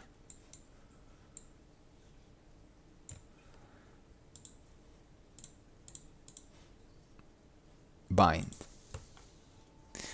Spawner.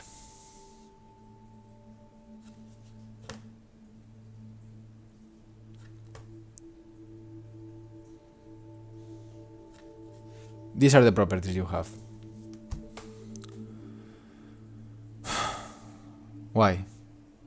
Why one float yes, but the other float no? You see? Anyway,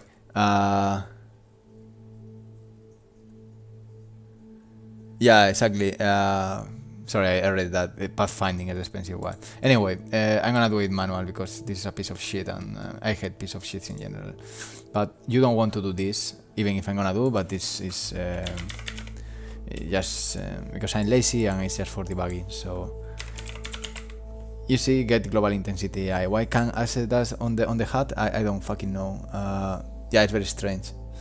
But yeah, whatever. Done. The same. Done. Okay, so now I should see the intensity of my AI. Hopefully. Oh look, the render target is still there. Alrighty. Save. And let's see intensity in the staging level. Because that intensity is what can tell how many AI should I spawn, how often, you know.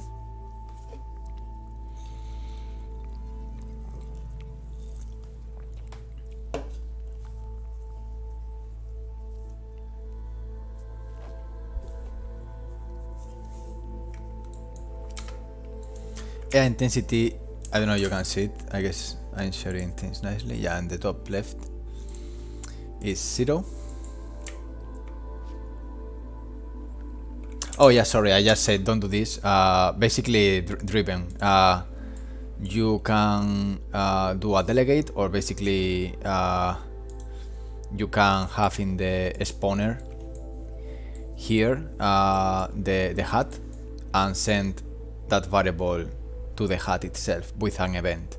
So you are event based, or you can also what you need to try to avoid is binding, because binding is doing that on tick. So you can get every single time the intensity changes, you do an event that tells that to whatever HUD display. So you send events to the display rather than the display constantly checking something. So you don't want to constantly check, you want to create an event.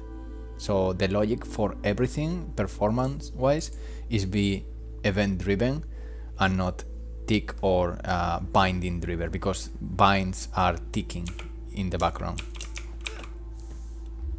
So for example, or you can even listen to an attribute.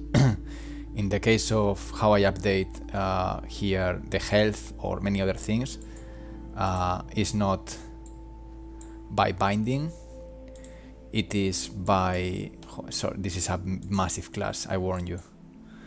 It is by sending events or listening to, for example, the health changes. So every single time there is a health change, you can, sorry, this is crazy, but you can just have delegates. So bend event or gameplay added, or bind by a change on a replication notify, or a delegate that when my health goes down, fire whatever, and that fire thing is what changes the UI. If that makes sense. Sorry, I can't, it's a fucking mess of blueprint, but that's the principle.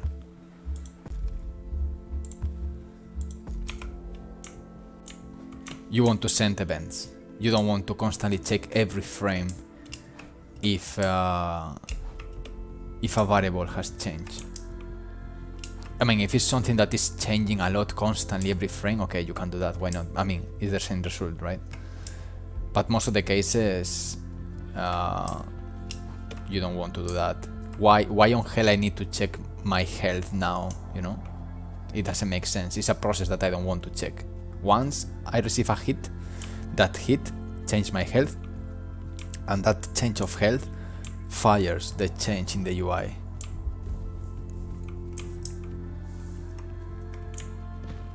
Okay, AI intensity is 0, so this is not working. And let's investigate why. Many things can be wrong. Let's start with the obvious one. Is this even firing?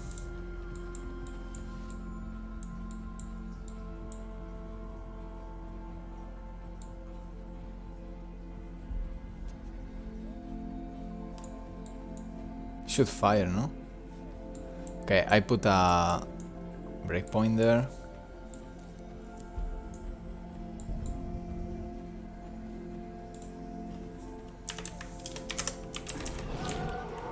Okay, that's correct. Let's put another breakpoint here. And the global intensity is 0. Let's put another point here. Oh. Okay. There is no enemies in the pool. So that's an interesting one. In the moment,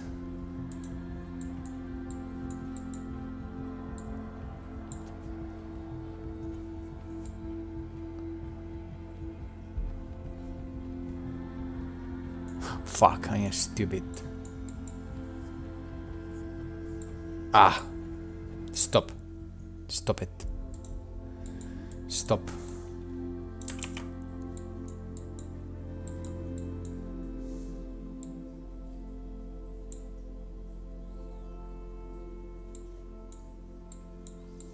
This is the one.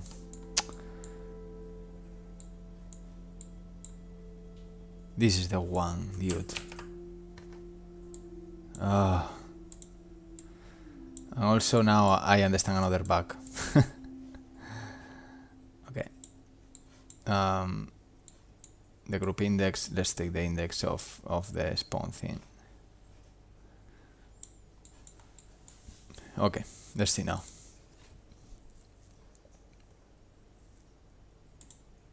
What is your complaint? Okay. Sure. Take your shit.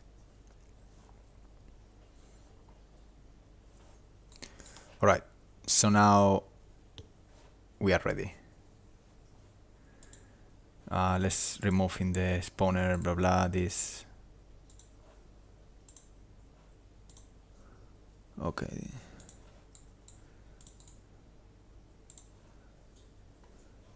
Music. Wow, Windows just decided to stop. Whatever. Okay, this should give me intensity already. Let's see.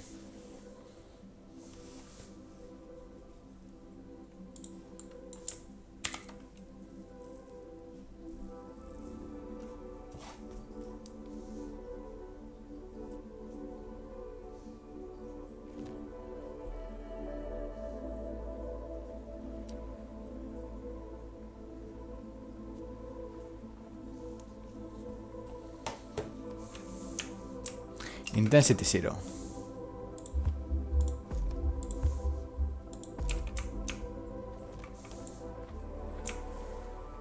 And yeah, these guys, let me see. I think the only problem is that they might collide with something.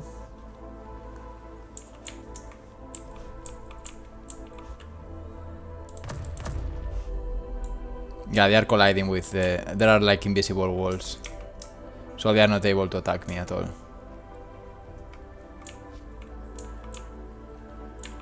They try though. But they can't because there is an invisible wall in front of them.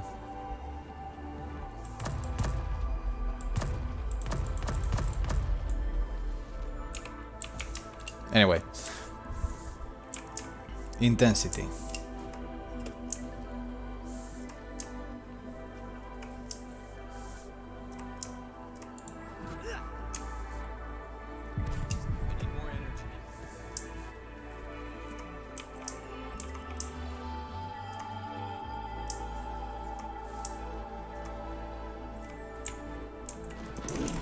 Intensity is 0. And let's investigate why.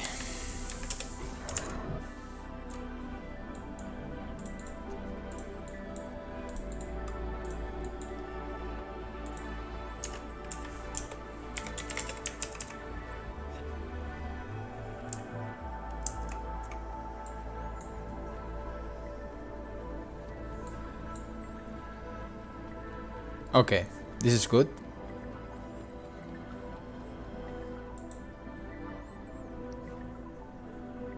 Oh.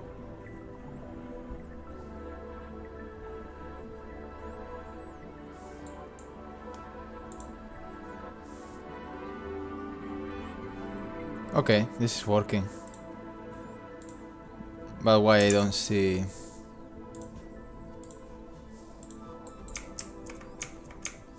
Yeah, it's not updated in the...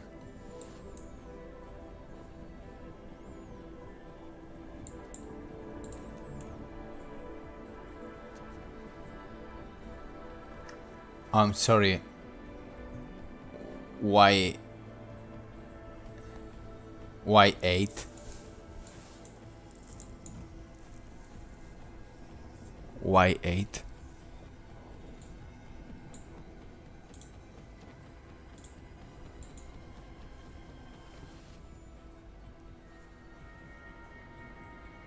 This is...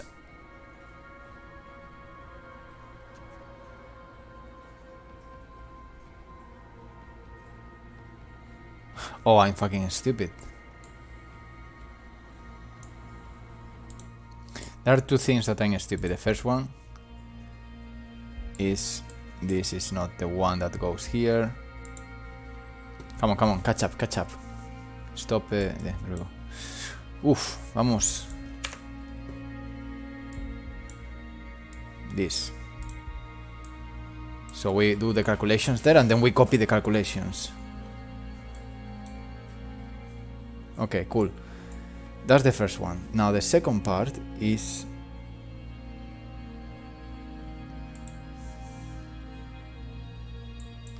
This is not...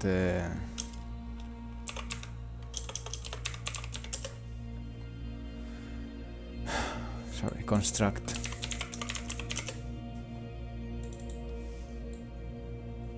Hey.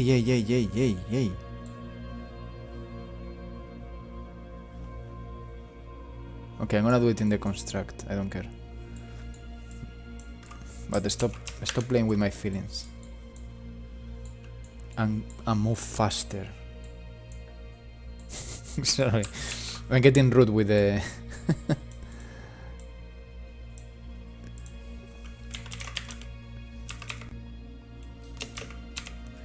AI spawner spawn.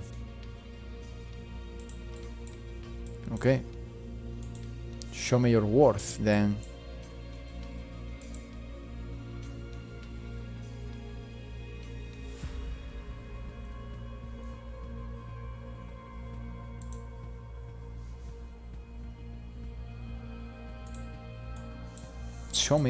Show me what you got.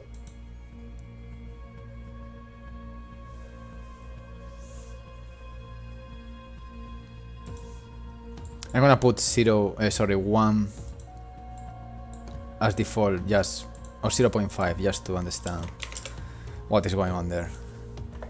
Why it says 0? That's weird. Okay, let's play.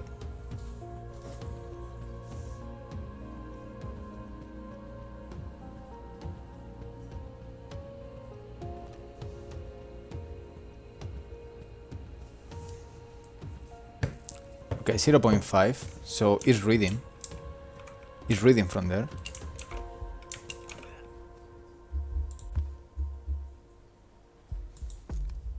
Biosword.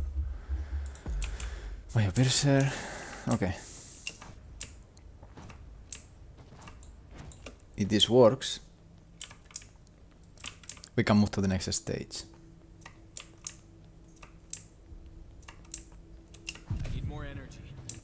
Of course you need more energy.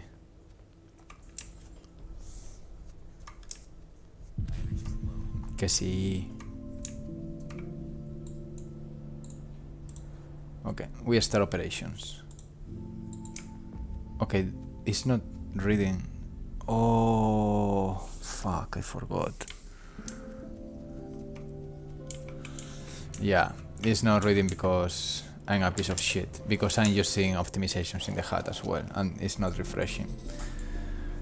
Oh, fuck. But basically this value most likely now is maybe 0.8 something. Let's see.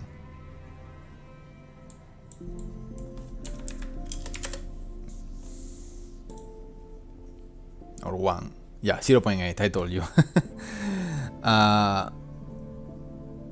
Okay. Lame. Very lame. Let's think creatively.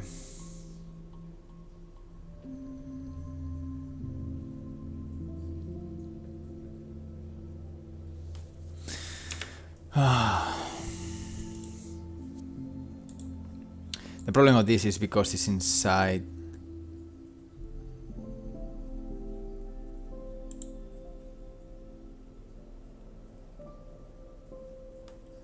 This stupid box here.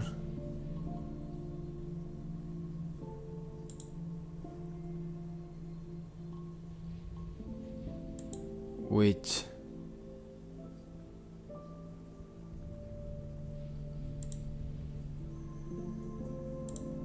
so what I want to do is to take this. Fuck, I can't.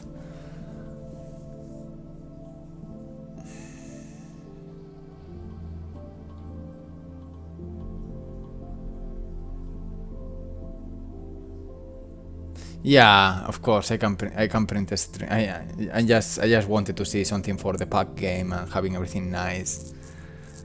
But I got an idea actually.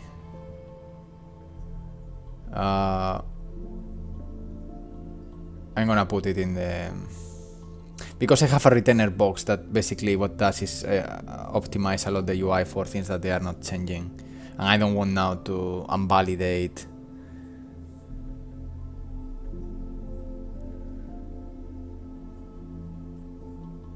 So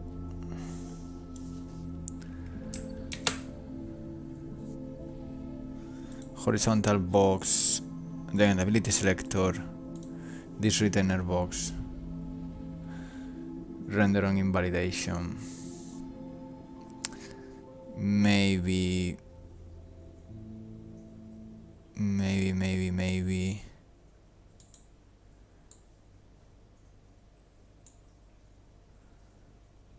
I'm wondering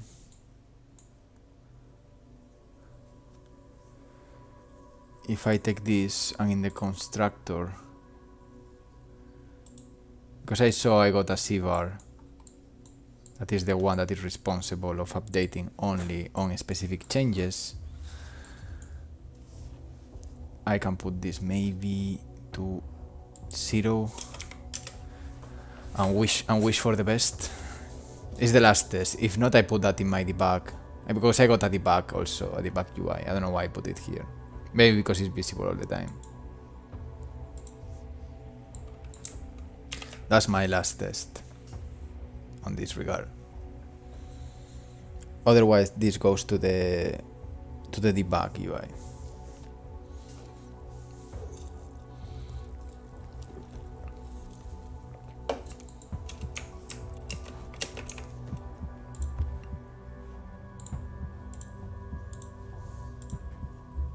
It's not working because I think, first of all, I'm wondering why this pop up.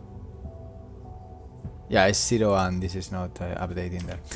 This goes to the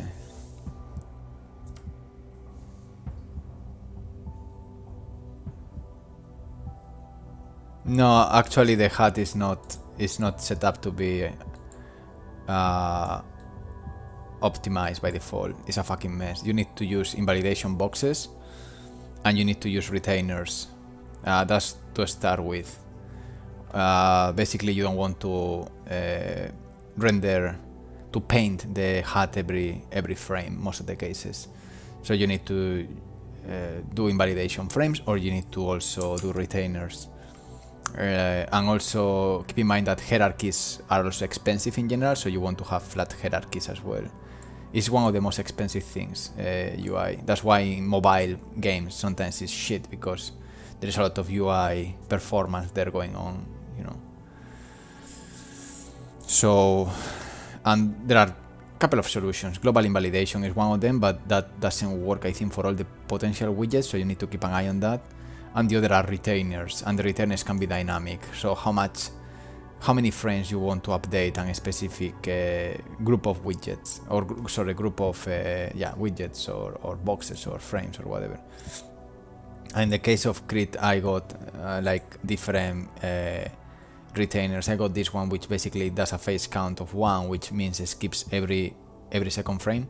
But here in others that they are a bit more heavy, I got I think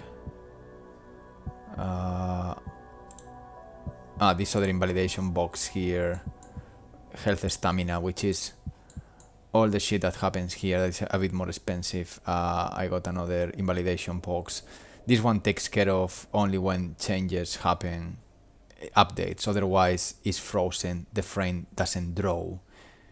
That's how if you think about it, unless you are doing a super hardcore UI-based RTS, which everything is UI and everything is moving everywhere, most of the cases a UI is a fucking static frame picture. You don't want to. You just want to cache that and use the cache constantly every frame until something changes, and then you refresh. Boom. Unreal doesn't do that by default. Unreal is drawing every frame, so you need to have invalidation boxes and areas. You can also, I think it's here. You can use a texture in the validation box, which also helps you. No, I think it's in the retainer. Yeah, you can use a material that basically what you do is to send all the UI to a material, and basically that becomes a 2D image of the UI. So you render all together, and that's even way more performant. So yeah, UI is one of the first things to use still to feel a bit of bottleneck, because it's crazy shit. Someone follows, so thank you so much. I can't see because I'm a piece of shit and I can't even see who follow. That's how stupid I am. But thank you. Maybe it was YouTube, because now YouTube is becoming crazy with the Sito Unai game. Okay, so as I mentioned, this goes demoted to the stats. I think it's a stats. Yeah, stats screen here. And we are gonna make it very simple.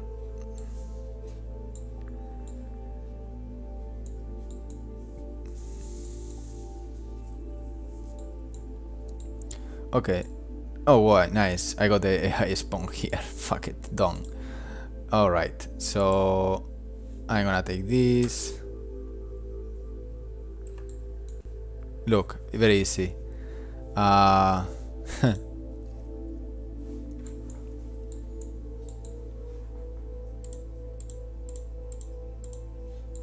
Very easy. I don't want AI nearby, I want AI intensity, and this is gonna be,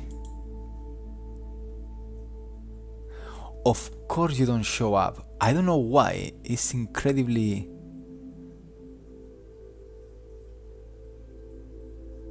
incredible.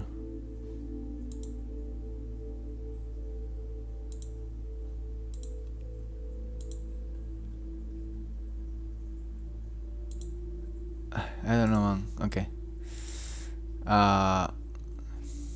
You think maybe it's related with that shit, to be honest. The why I can't call that stuff. But AI intensity.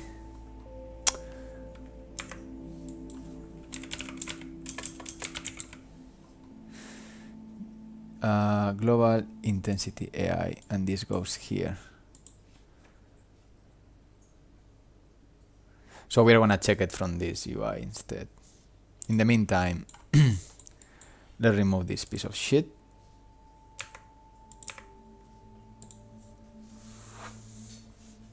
And everyone is happy now.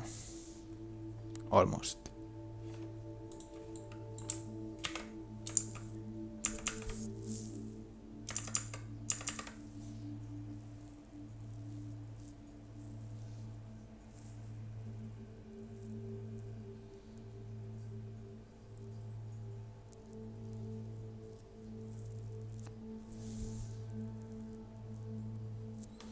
No, but the reason why we optimize UI is because we are already packing games and doing playtests, so we start to keep an eye on optimization very early. Okay, I got the intensity. Is it scary that says 0?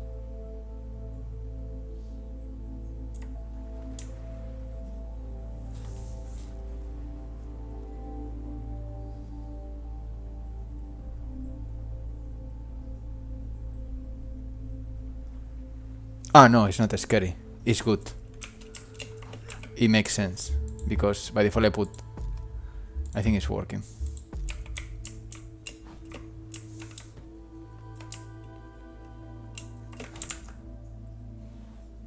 Actually, I don't know if in the stream that number is visible because it's in the corner. Maybe not. Oh yeah, it's the purple thing, yeah. Okay, AI intensity 0.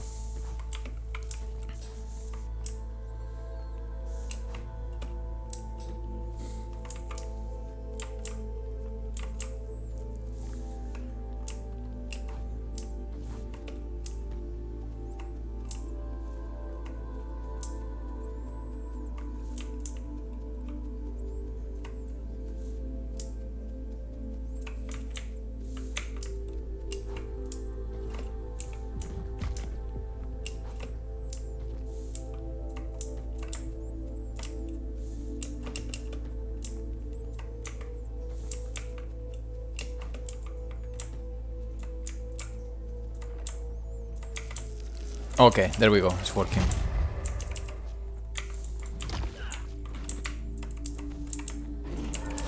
Yeah.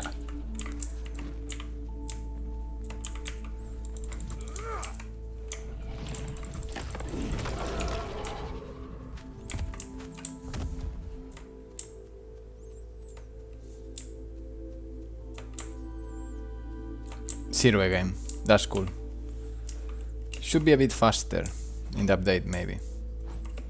Just worried about having a fake moment there of intensity.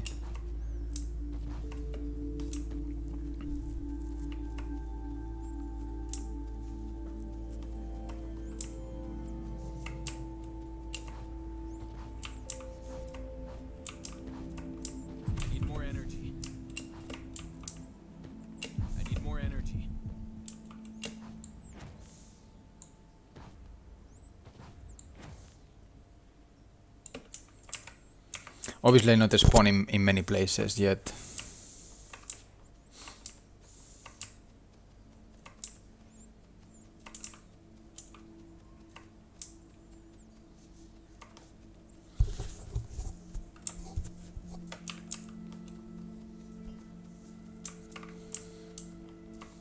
Because I'm not using the system yet. But that's the basic idea.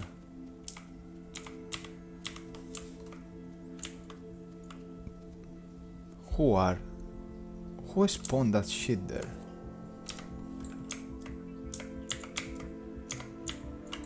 Wait, there is a dude there.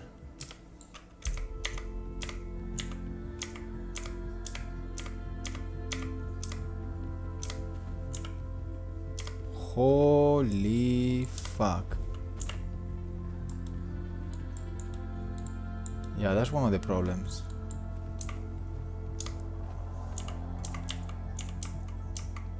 Man, that's a massive detour.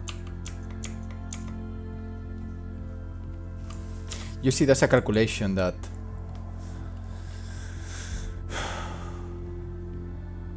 oh, he's stuck actually. That's even worse. Why, man? Why? You don't find the path. So you see, this one needs to be killed.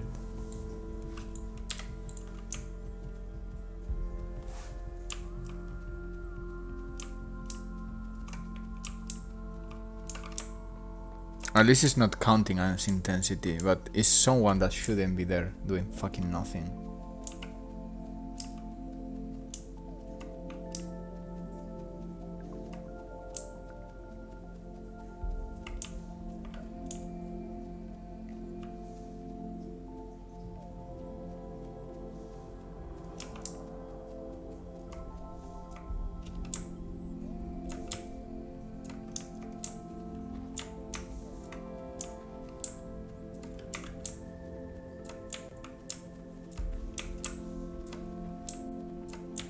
Yeah, intensity increases there.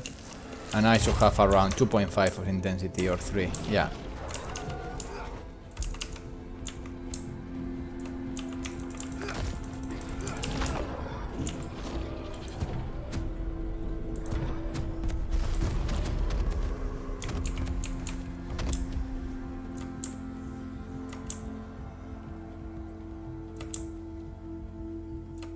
Okay, that works.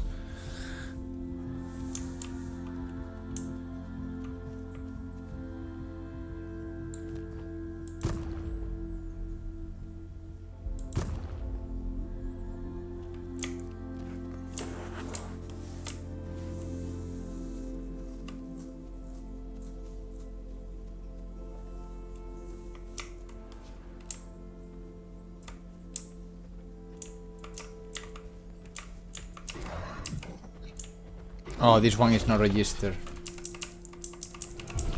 Okay, I will fix that. I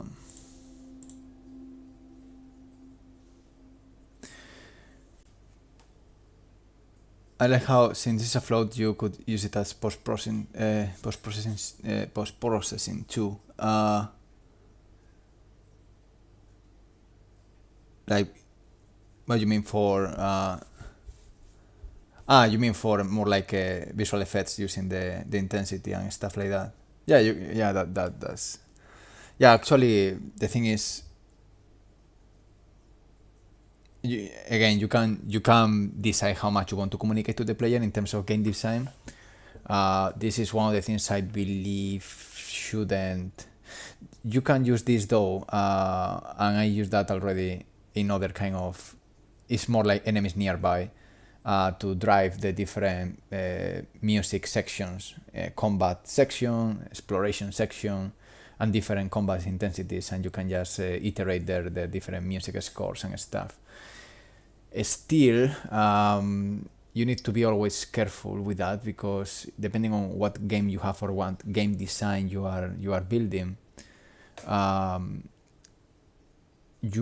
you want to be careful of what you communicate and what is going to be a hidden mechanic, because if you communicate too much, people find shortcuts in that direction. Like, for example, if the music sounds when there are enemies nearby or by distance, and I'm doing a stealth, or so I have an enemy on my back, I'm already anticipating that I'm going to be attacked.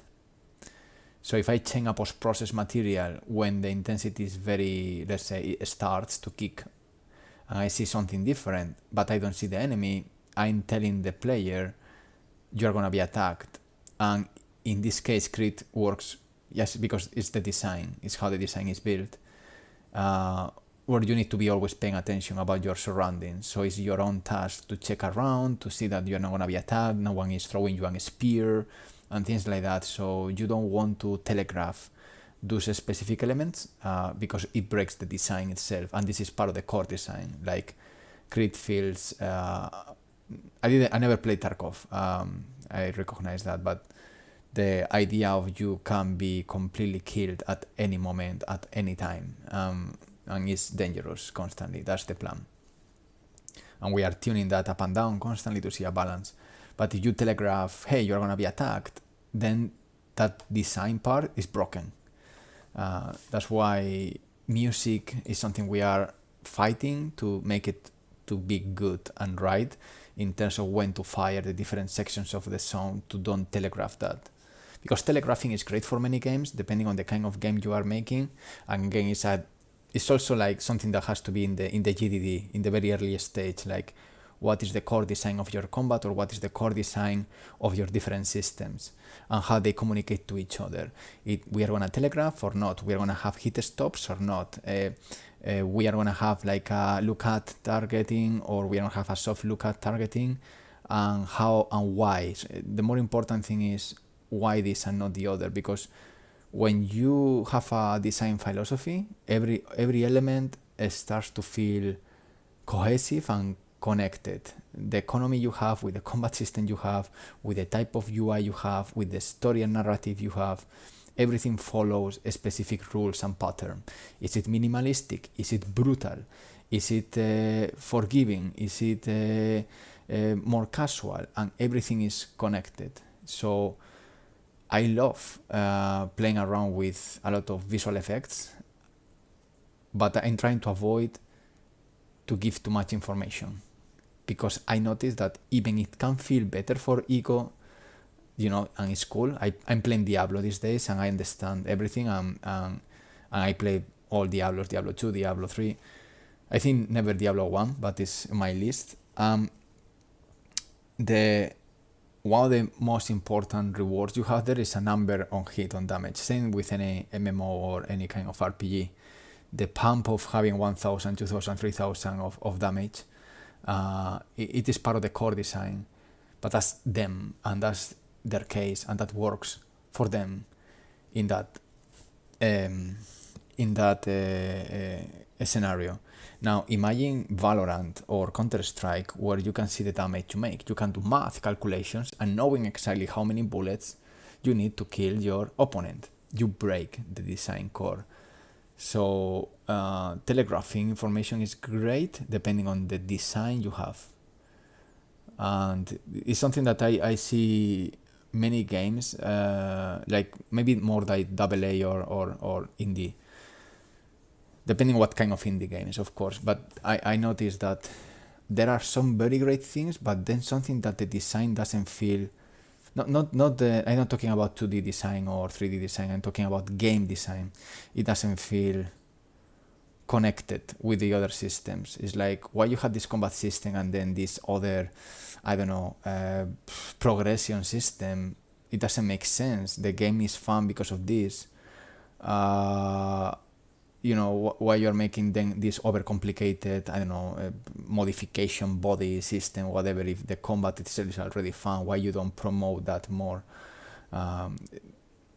Disconnections of what is the philosophy behind, and sometimes feels a bit of improvisation, like we like this and we like, to add this kind of economy, and then you can have cosmetics, and that's fine.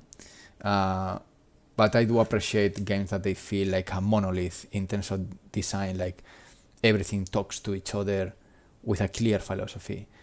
For example, one of the philosophies on CRETE is we don't show numbers anywhere. We don't show damage you make. We don't show how many health you have. We don't show how much damage this gun does. We don't show how much. We only show, just to correct and to be completely honest, there is a little tiny thing of energy going down or going up as a kind of almost, maybe goes away, by the way, to myself or to any player to understand energy, or to give a little tutorial of how energy fluctuates. But we don't want to, and that's philosophy of the game. And this is something that you can see everywhere. It's subconscious. It's a design philosophy. It's like Apple never does squared borders. Everything is a bit rounded, like the logo, like the icon, like their philosophy. Friendly but clean, whatever. Even if I'm not fan of Apple or whatever, but they have this idea, and you can see that everywhere. Hideo Kojima, the kind of gameplay, it is the same, immersive, cinematic. The UI feels cinematic. You don't have gimmicks.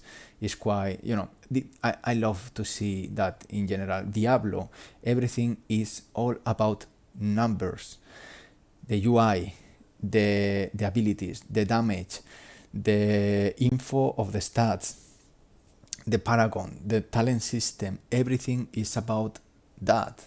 Obviously also surrounded by sound design, level design, etc. But you can see this pattern. Sorry for the, but it's quite relevant, and I think sometimes it's cool to revisit the basics about game design, because I do believe we still a lot of improve in general about game design, and you only see 10% of the games with a fucking solid game design. And I believe, my opinion is a lack of prototyping and rushing too much into things without even putting that on paper, or having talks with other people, or debates, or testing, like what is the design of your game, what is the core elements, what are the pillars of your game. Yeah, exactly, depending on the game, but you wouldn't play World of Warcraft or any MMO without those numbers, because those numbers are core of the game. You need those, it's core. And the best thing you can do when you are sketching your game design is to do a column, 2 columns. Well, first of all, obviously, you need to define your pillars and what is the loop of the game. That's the first thing. There is no loop, what you are building. If there is no pillars, how you describe your game. You know, it's an MMO. What are the pillars of your MMO? No, it's a shooter. Yeah, but what are the pillars of your shooter? No, it's an adventure game. What are the pillars? I don't care. I know everything is an adventure or RPG, or what are the pillars? And the second thing, the second question is, okay, cool, I understand your pillars. Pillars exploration, you do a puzzle, and then you have cinematics, and cinematics go to whatever. What is the loop? Tell me what is the big loop of the game, the middle-sized loop, and the smaller loop. The big loop is an entire exploration zone when you do a number of quests that move the narrative to a different act. What is the middle-sized loop? Doing a quest. The quest is going to be a mix of exploration with puzzles, with combat, with cinematic. Okay, now what is the smaller loop? The combat. Okay, how is the combat loop? The combat loop is you kill enemies in around RTS. It's a turn-based RTS where you need to do a preparation stage where you prepare your things, then you have a combat stage, and then you have a recovery stage. And in every stage, everything is tactical. Okay, and now what is the micro loop? Micro loop is a turn. A turn is you can move, and then you can do different abilities, boom. And then you do these sections in the very, very, very, very early stage, because otherwise the problem, the silent killer of many games, is rushing into I like to do a shooter. Okay, you do a shooter and you start building up. Now, why should I play your shooter and not any other shooter, even with amount of free games? What is the design of your game that makes your game special? And that is quite fucking important, and that's why it's so relevant the first year of a game. Even if you open Unreal, that's completely okay to prototype or vertical slice or whatever. You are trying to raise some funding or whatever. I understand that you need to put your hands in Unreal, but think about those things. And this is something I learned by the pass of time, and I knew from the beginning, because again I have been lucky to be close to really cool game designers in the industry. But lastly, it's even more clear to me, like I'm going backwards because I started to do systems without writing that on paper. And if you don't have a GDD, that's okay maybe in the first couple of months, but at some point you need to have that document with you, because it's gonna help you if you have new developers coming or new artists coming to the project to understand what is the scope. And second, it's gonna help you to communicate the systems of your game. It makes sense if you think about it. So yeah, those are my little tips about game development. Like, forget about if Unreal, Unity, Godot, or any other. It's more about what is your idea. Spend a lot of time in your idea, because if your idea is clear, it's like concept art. If your concept is clear, the development is going to be way easier, because you know exactly what you need and where to go. And this is the same with filmmaking. It's like doing a movie without a storyboard. Can you do it? Yeah. But hey, sorry, I was checking Twitch and I forgot YouTube. The additive system animation are incredible. You mean in the ancestors? They are. I need to keep polishing them. No, this procedural level is just the staging one to test stuff and see how everything works. Very soon I will show you the biggie one, which is full of vegetation and nice plants and stuff. But yeah, things are growing. Anyway, I'm gonna, I think, go to sleep or try. Thank you so much for being here. Good luck with every project out there. Keep working. Keep it awesome. See you soon. Bye bye.